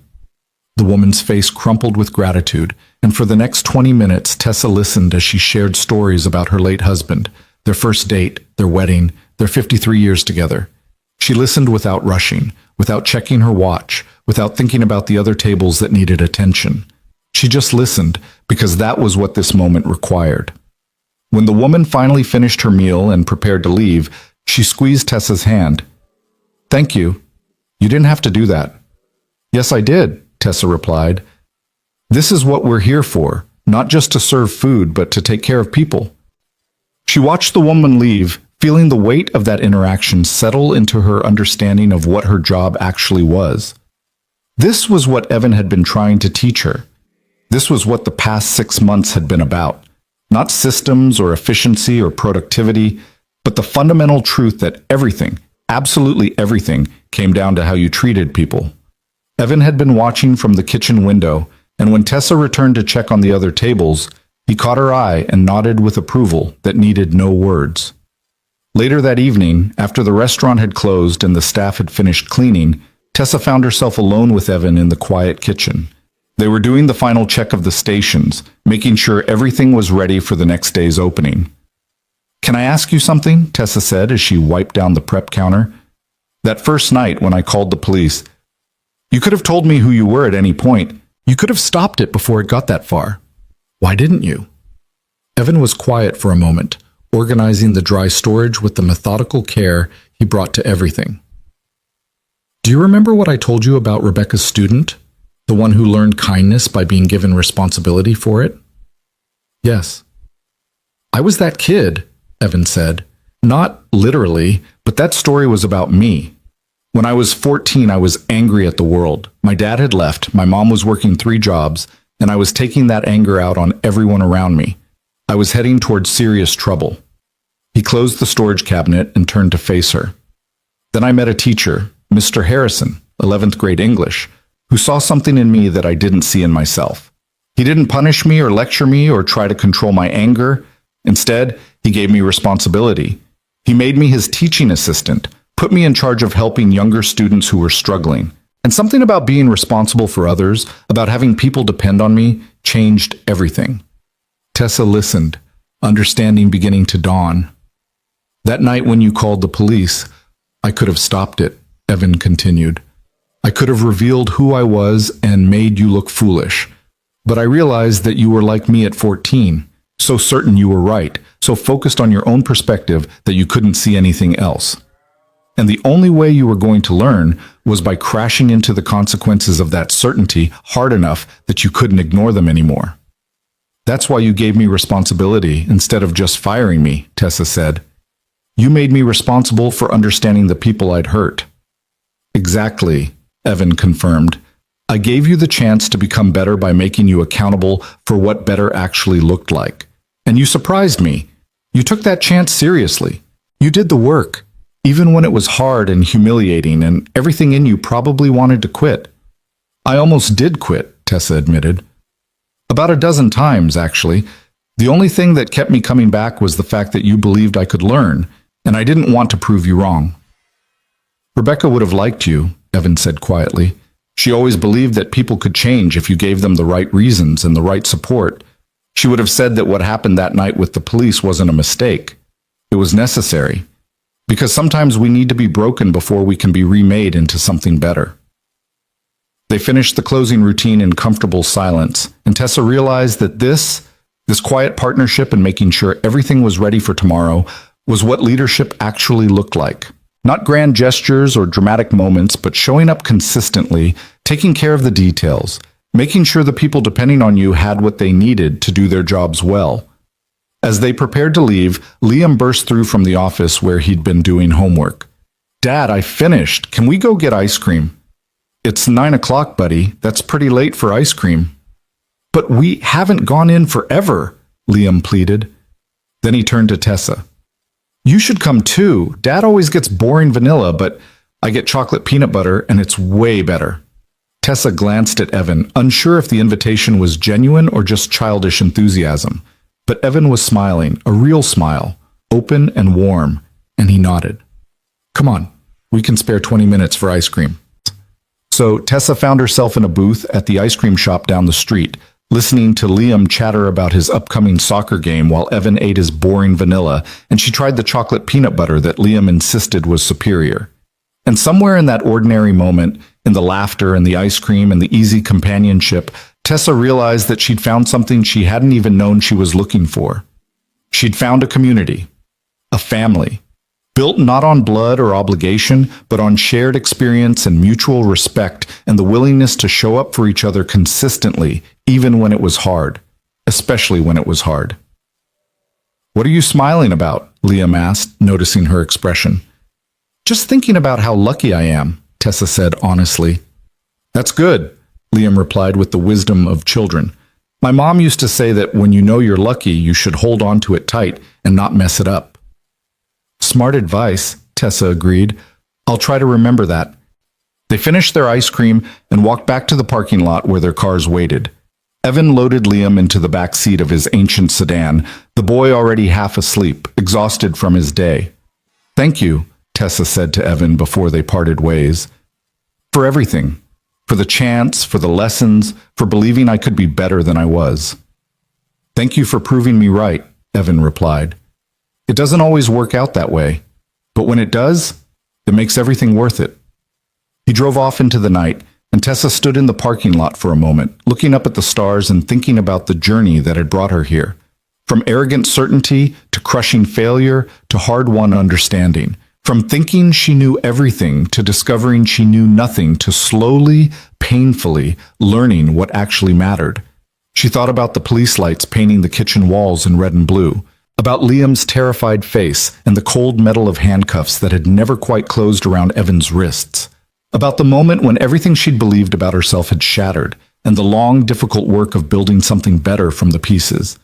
And she thought about tomorrow, when she'd show up at 6 a.m. for the delivery truck, when she'd work alongside people who'd become her friends and her teachers, when she'd continue learning how to lead by serving rather than controlling, how to build systems that supported people rather than constrained them, how to measure success not in productivity metrics, but in the dignity and joy people found in their work.